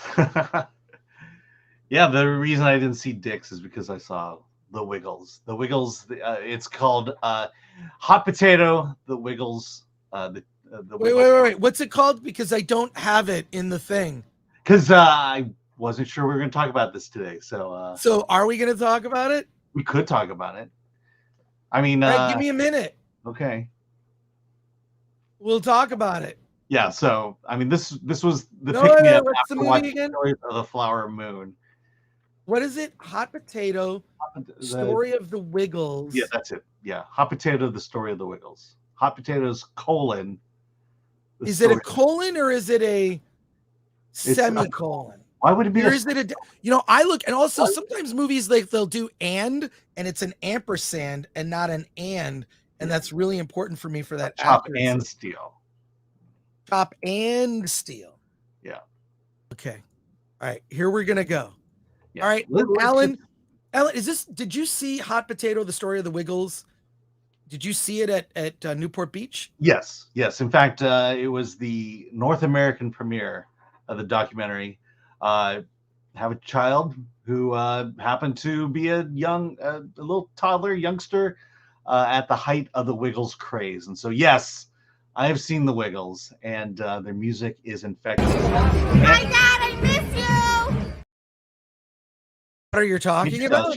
She has to be a Wiggles fan. Okay, all right, I hear you. All right, but I mean, let's just face it. This is a very straightforward documentary about the Wiggles. All the originals, the OGs, Anthony, Greg, Murray, and Jeff are in the movie. They're sitting on a couch and they're just telling the story of the Wiggles from their humble beginnings. As three of them were child development specialists. The third one was just a musician. That would be Jeff. And they were all friends. And they decided on weekends that they would just, play around with ideas of creating children's music. And from there grew this entire industry. At one point during the height of their craze, they were the top entertainment earner in Australia. Higher than Nicole Kidman and Russell Crowe at that time. Wow. And so this just kind of follows their story about how they were created, how songs were created, the philosophy behind the songs, that each song had a certain purpose when it came to entertaining children. And then it gets into the dark periods when Greg, the yellow Wiggle, he basically suffered from a condition that basically sapped him of all his energy. And so during a tour, he was fainting. He couldn't actually complete shows. And so someone had to slip in and take his place in the middle of the show. And then he had to leave the Wiggles altogether. And they replaced him. And then 5 years later, when he got better, they got rid of the guy who replaced him and brought Greg back. And then it just kind of goes on through the history. So, this is basically a documentary for people, for parents and for children who grew up with the Wiggles, which I definitely fall under. I don't know. I tell you, there's something about these guys that you listen to the music, you listen to it with your kid, and you're just drawn to it. You know every lyric. My child, she had her iPad, was constantly playing the Wiggles on car rides. For real? Yeah, for real. So this is like, I mean, it's like, I assume that the songs are just fairly innocent, right? Like They're very innocent. But their popularity, that's the thing, is their popularity. It's like they grew like wildfire. In fact, they talk about the Australian wildfire, but they grew like the wildfire in Australia. And when they came to the United States, they really struggled to get a foothold. But then they formed this unholy alliance with Barney, and they became Barney's opening act during his touring. Oh no! And that's when the Wiggles blew up, and then they got their show on the Disney Channel on Disney Junior, so they were selling out Madison Square Garden, where they had to they did maybe 8 shows at Madison Square Garden, because that's how many tickets they were selling. Wow. Yeah, it's just absolutely incredible. Okay, so in terms of the documentary itself, it's very educational in terms of knowing the history of it. But my only issue was that the documentary didn't quite have the energy to it that the show had, and so it's very much just kind of sitting and talking. They show a reunion concert, and the sound of that is mixed so badly because all you hear in the concert is the mics of the instruments and the boys, but you barely hear the crowd. And so here they're singing, you hear them, and you see this massive crowd watching them, and you're not picking up any of the crowd sounds. So it's just it made this amazing high energy concert feel very low energy, and I think that's kind of where where you're basically watching it because you want to hear their stories, but just the energy of it kind of it needed to be higher. It needed to be cranked up a notch or two. So is the movie is it out commercially? Or in fact, it's produced by Amazon, so it will ultimately make its way to Amazon Prime. Okay. Do you recommend it? I do, with the caveat of you know who the Wiggles are, and your kids know who the Wiggles are, because and I will say, yeah, they do get woke kind of at the end of the second iteration of the Wiggles gets kind of woke, and they point it out, but I don't think they addressed it well. Let's go to some comments here from people. Pilgrim Media for 2 says, I think there's a theme park based on the Wiggles. There probably is. From Rumble, Caveat Ties supporter for $1. Do they like to wiggle?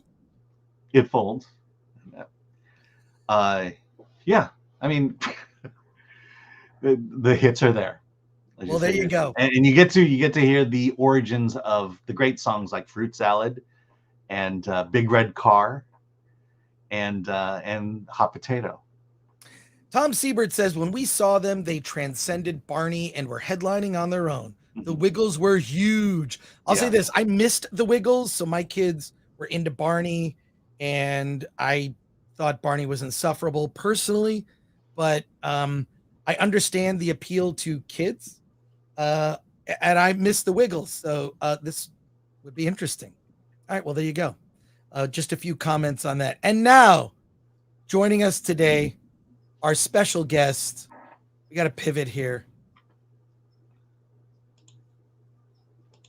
We're going to pivot, Alan. What's that one? No, we're going to do this one. You want to do that? No, let's do the other one. No, Okay. Wait, this one? What are we doing? Just, all right. All right, wait. Hey, before we bring on our special guest, Larry Wade Carrell, I think I will see if he's related to Steve Carrell. I have the trailer for this movie, and he's going to allow us to screen it. So why don't we watch the trailer? I'm going to share screen, and we're going to watch the trailer before he comes on, so you get a little taste of this movie, The Quantum Devil. Unfortunate that we get to do this. So let's do this. We're now sharing screen. and let's watch this. I gotta put my headphones on here. So okay. Here we go. I received an unmarked envelope and a one-way plane ticket and Possible quantum by a quantum equation that could change life as we know it. I present Dr. Richard Cernovich. Call me Cerno. Cernovich. I know that name. I believe that within each one of you lies a piece of the key to breaching the quantum barrier. The key to the manipulation of time is control of space. Perhaps the answer to the mystery of the afterlife is in death. I think this is gonna work. Mind linking. 3, 2, 1.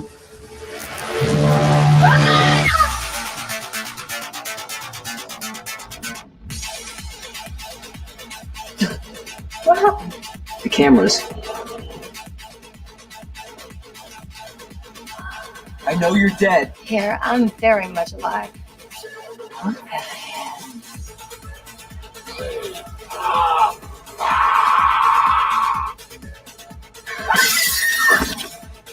Things are much better when you die.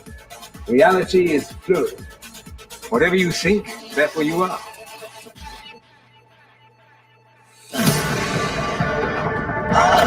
I give you the greatest quantum breakthrough of the last 200 years.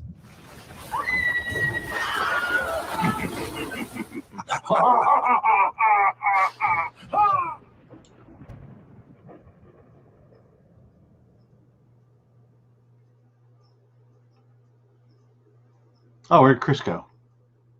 All right. There we go. Hey, we've got the Quantum Devil director, Larry Wade Carrell. How you doing? I'm good.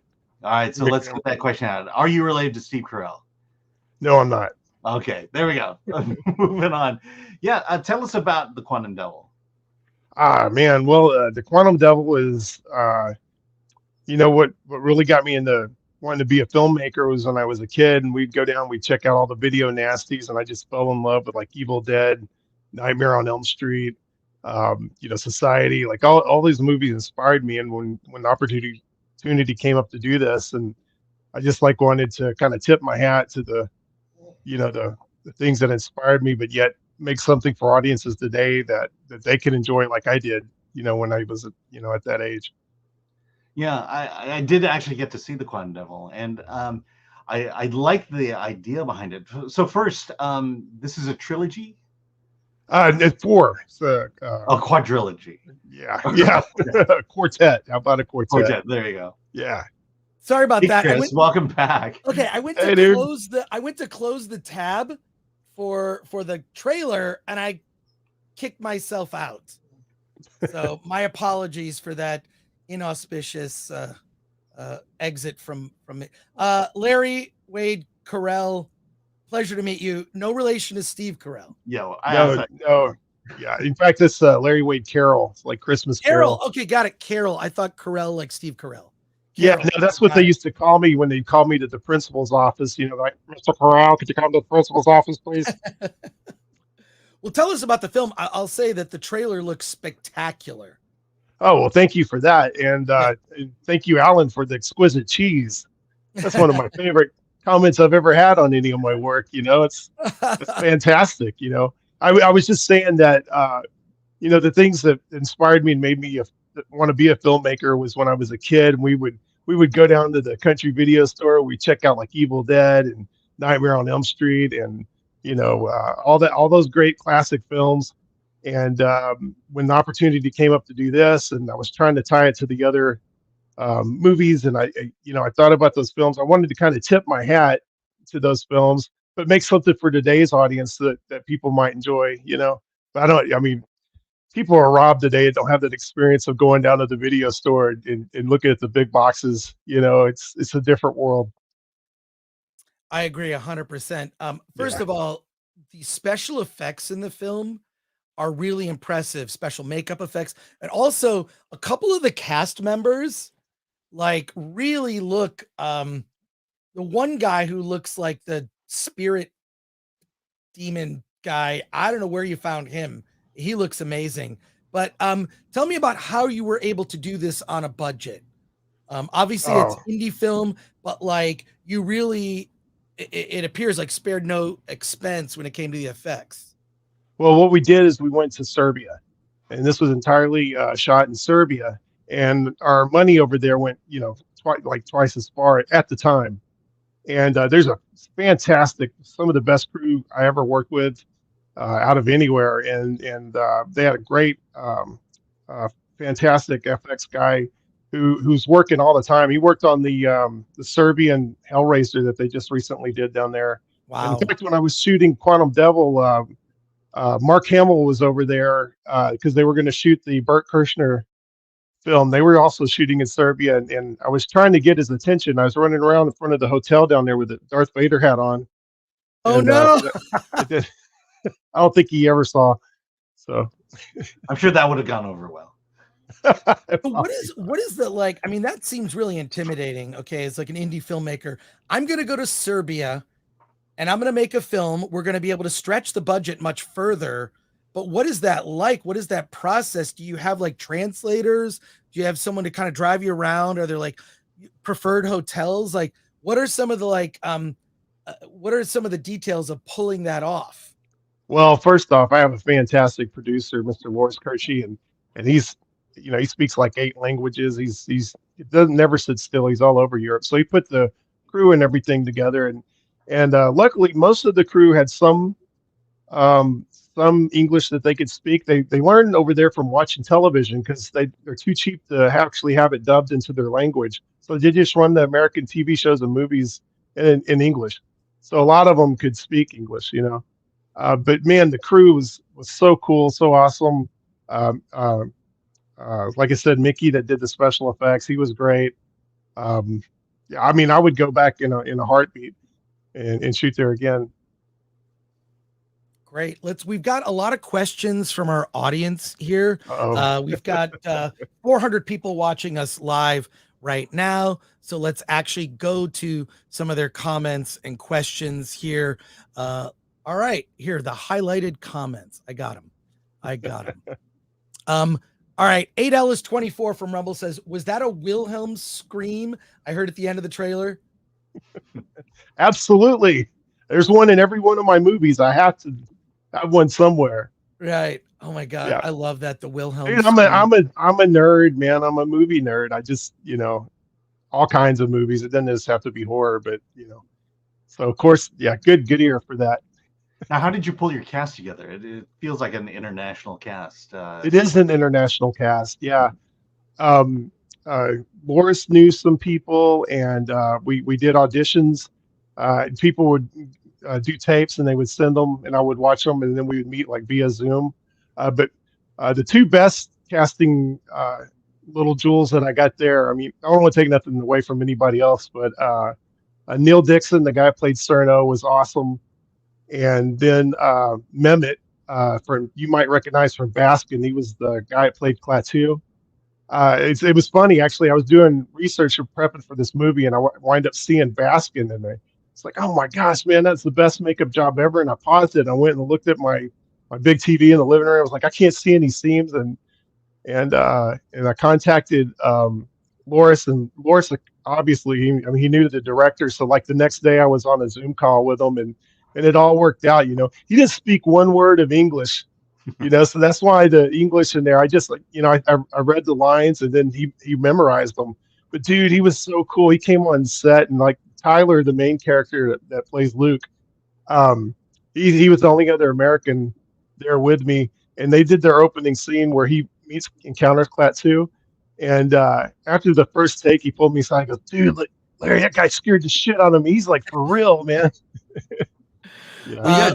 You got to tell me about the guy who played the demigod Barada. I seem to have heard of that guy. Robert Englund. Yeah. Yeah. He really did us a solid. After we were done with the film, I went down to Laguna Beach, and we met up at a studio there, and we spent a day recording Barada's lines, and that was cool. It was also weirdly annoying. I don't understand why IMDb would never add him to the cast. That's weird. We have a lot of comments from people. More comments, a lot. Trailer, CD Stein 69 says trailer has a Evil Dead meet Event Horizons feel to it. Very interested. Thomas Pickett says, I am into this. It seems like unofficial sequel to From Beyond. From Rumble, $8.24 says the makeup effects look solid. And then Razor Burn says, Larry, I see hints of From Beyond, Flatliners, and Event Horizon. Are you a fan of these movies in interdimensional travel? Yes, I am, and I try to get off planet as much as I can. Let's see. Another comment here from Ron Enriquez says, congrats, Larry. Yes. Nice to see the underrated Neil Dixon in your film. Really enjoyed him on TV in She-Wolf of London / Love and Curses back in the 90s. Any comment on that?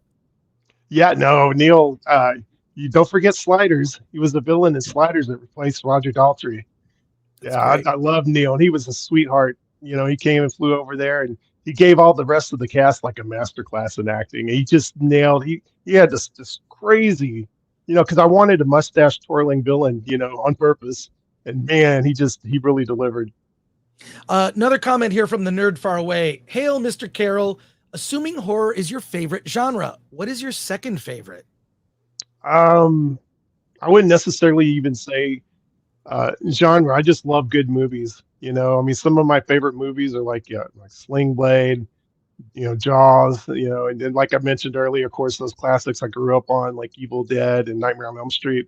One thing that a lot of people probably don't know is my partner in Crazed House, Zeffie Daniel, used to be Woody Keith, and he was actually the screenwriter on Society, 1989 Society. Oh, wow. He was a screenwriter on Bride, a Reanimator, Silent Night, Deadly Night 4. I mean, he was back around with Yuzna and Screaming Mad George right in the heyday. And, you know, being able to work with him and you know, when we did Girl Next, I felt like somebody had handed me a script from that back in that era, but it was kind of slightly updated and relevant, you know. So I'm very honored to work with him. Cool. More comments here from Pilgrim Media for 2. Great trailer. I'm getting a From Beyond vibe. Yes. There you go. And from Rumble, Caveat Ties supporter for 2. How does one get started making a smaller movie with just an idea and a script, but no money or experience? Well, shit's not too hard these days with an iPhone, man. You can just get you some lights and you know, get you some cast and just go to town. There's really not anything holding you back these days. Yeah, I agree. Like, I think here's the problem is a lot of people want to do what you did. Okay. To get to where you are, not as easy as you make it look. And by that, I mean this, you made a feature length film. You not just made a feature length movie, you're also releasing the movie and promoting the movie while you're releasing it. I always say baby steps, right? Make a 1-minute short film, then make a 10-minute short film, then make a 30-minute short film and build from there. Every filmmaker starts making small work. You know, one of my favorites is in a lot of the early M. Night Shyamalan DVDs. He showed movies he made as a kid with his VHS camcorder. Like, you see like movies where like M. Night Shyamalan's like literally a kid. He's like a 12, 13-year-old kid making little horror movies, and they're kind of cheesy and goofy like you would expect from a kid of that age. But that's how you have to start. You got to start small. You can't just, you know, you can't just step into your shoes right away. You can't just be Larry immediately. You know, you've got to like make shorts. I assume you made films before this. I've been doing this for 21 years. My first feature I used to send to you, and probably was going to put a restraining order when you were on G4. Oh my God. Game Over, The Secret Life of Game Store Clerks. It's Wait, terrible. Did we ever review it? No. You guys, wow, you that's guys, a bummer. Yeah, you dodged the bullet. I hope no one ever sees it. It's So really bad. You didn't make a DVD Tuesday then. Oh, well, my apologies for that. No, well, I mean, I've been at it for a long time. My first feature that got out there was called Jacob, and I was one of the last guys to get a wall of Jacob in Blockbuster Hollywood Video, and I was in all the red boxes, and people would take pictures from all over the states and send them. And that was like right before it started to crap out, you know. And I'm glad I got to experience that, you know, because that's kind of what got me into it. But it certainly isn't that way anymore. It's so hard. Right. Yeah, I mean, there's some places you go and you work and you raise the budget and you make a movie and then they quietly just dump it on streaming without any kind of support.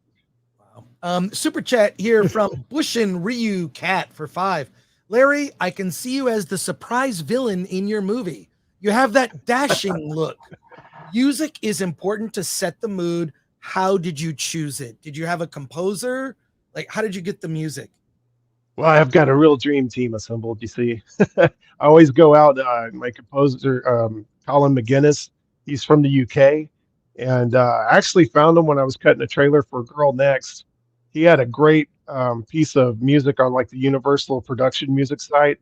And actually, my partner, Zeph, he just emailed the guy, says, man, we love what you do. Would you be interested in scoring? And now we've done 3 features together.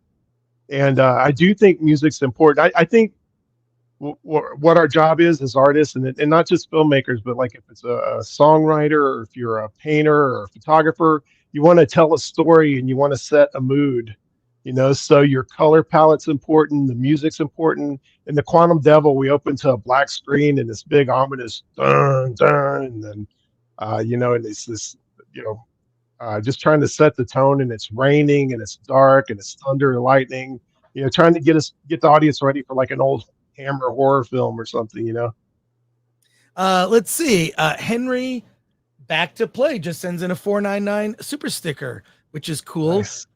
Another question here from Brock Samsonite. What's been your favorite practical effect to work with so far? Well, skinning old Brad there and was pretty fun. No, no, actually, the one I think was. Off? How do you pull that off? Oh, you just pull it off. Literally pull off the skin, but it's like fake skin. And well, I mean, if honestly, what we did is we had the actor go, and he lived in the UK, so I sent him to a studio. I made a deal, and they did a 3D scan of his body, and then they sent it to Serbia, and the Serbian guy did a 3D printout of his body, and they sculpted all the skinless pieces, and then it's just some clever tricks to make it look like his skin came off, but it was exciting, man. It's one of the things that fascinated me about Hellraiser. But actually my favorite practical effect is I really wanted just like a very sexy hot zombie just running around naked, as much as I could to film. And Mickey really bought into that, the FX guy, and he did this great makeup. It's reminiscent of the zombie chick in the bathtub in The Shining, a little bit. Oh, I thought you were going to say the dancing punk rock girl from Return of the Living Dead, which is another. You mentioned like a full nude zombie, and that popped into my head immediately. Yeah. Well, what's fun though is like I had this. I don't want to give away too much, but there's great scene because the guy's remembering when he was making out with her and she was still hot and she's actually on top of him, but she's a zombie and he's kind of passed out and he kind of wakes up from his dream and she's like on top of him riding him, and then maggots start falling out of his mouth and he's screaming and yeah, that was a lot of fun. I think I made poor Tyler like gag a couple of times. Oh my God. Wow. We're giving away some spoilers here. You're giving away some spoilers. And a final question here from Solomon Thornton says, hello, Sir Larry. Cool trailer. Any advice for beginning filmmakers? Just don't quit. If it's really what you want to do, just don't quit. And you're going to get a lot of negativity. You're going to get a lot of egos. You're going to get a lot of people that are, not really for what you're doing. But if you really want to do this, just go out there, get on any set you can get on. It doesn't matter if you're taking coffee or, cleaning up trash, become a production assistant and just learn and watch. And another thing that helped me was every DVD or Blu-ray I'd buy had a film school on it because they'd have these features, these featurettes, and you can learn so much listening to the commentaries and DPs and lighting and but it's really up to you. The only thing that could stop you is you. So if you set your goal and just head toward it and don't give up. I'll say that's the advice that I give. I mean, Paul Thomas Anderson said he learned about movies by just listening to commentaries on Laserdisc at the time. There's a very famous commentary track from Martin Scorsese, to bring it back, because we were talking about Killers of the Flower Moon. He did a commentary track for Taxi Driver that was for the Laserdisc that came out way back when that has been, it's made its way onto some of the versions of the DVD, but it's like a masterclass film school with Martin Scorsese. And it's one of the few times he's done a commentary track. I mean, it's really fantastic, but that whole thing of never quit. I mean, that's the difference between you sitting here talking to us about your movie that's now being released, and you can pick it up. In fact, I found there's a website you can go to. It's geni.us/The Quantum Devil. We'll put the link in the description where you can find The Quantum Devil on VOD. You can just look for it. You just search for it. The Quantum Devil, you'll find it. Yeah. iTunes, Prime, anywhere you like to watch movies. All those places. And it's cheap. Yeah. I love it. $4.99. $4.99.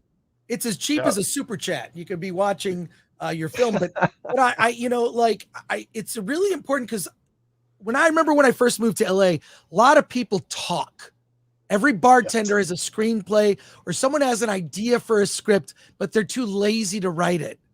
The people like yourself that put in the actual work, they're like, I'm going to write this screenplay and I'm going to find the money and I'm going to do and I'm going to build up and I'm going to build, maybe I'm going to do a short film on the side because it takes a long time to getting a feature film made. And I'm going to do the work to get a film made and get to the point where people can then see it. And one thing I've said this many times is that from concept in your head to like actually the movie being released, the average time for indie filmmakers, I heard the statistic from a producer I met at Sundance, says it's about 7 years. So I thought of an idea and then the movie was released, right? Idea thought of, movie released 7 years. Is that your experience, or was it shorter? For me, it's been 2. Like 2 years. Over. But you've made other movies. Yeah, but even like in my first one, like I never was interested in making shorts. I think I've only made like one. So that first thing that I used to send into G4, that awful awful Kevin Smith ripoff of Clerks in a Video Game Store. Right. We just went out and we did that, and I learned a lot. I don't want nobody to ever see it, but yeah, it's just not quitting is really the key to it, and don't be your own roadblock. You got to stay positive. You should take that film and just upload it to YouTube for free. I mean, why not? But it's bad. I will probably never work again. So I've got snap zoom shots of steaming piles of poop with like dry ice in it.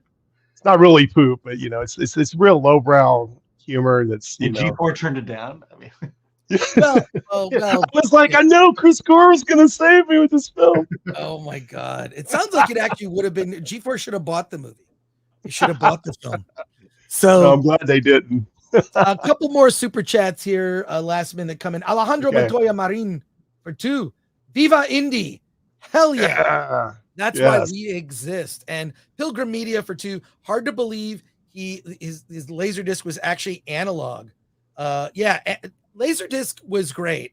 And you knew you were getting the better quality if you had to turn over the disc. So you're watching a movie and it just kind of stops. You had the other Laserdisc players that kind of pause for a second. There's like, looks like something was wrong and had to go to the other side. Yeah. That was when you had the good Laserdisc player. But the Alien Special Edition 2-disc set. Right. Oh my God. Those old school. Yeah. But it's interesting because those special features that were produced at the time specifically for Laserdisc, a lot of those actually did migrate to the DVD releases later because they had that material.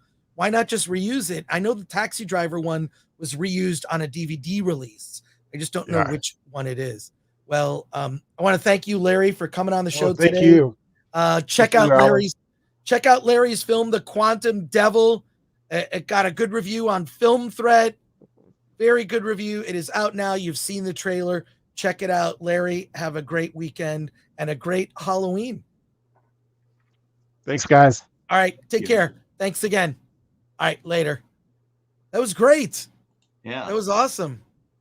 Yeah, we were talking that this is the part 2 or second installment of a quartet of the Quantum Quartet, as he calls it. The Quantum Quartet. Sorry, I literally went to just close the tab for the trailer. And did you? I hope you guys got a good laugh out of it. I know. Well, you just kind of disappeared, and then it was like, all right, well, I gotta step in here. All right. Well, that's just me, it's me being me. I need a third cup of coffee. But we're wrapping it up today. I want to thank everybody here. I want to thank, I got to thank our mods, Lord Thoth, Latino Slant, the whole team, everybody. I have to thank Ms. P Coffee, working hard behind the scenes for all of you. So thank you to the mods, Lord Thoth, Latino Slant, Grid Iron Masters, everybody. I also want to thank you for tuning in every week.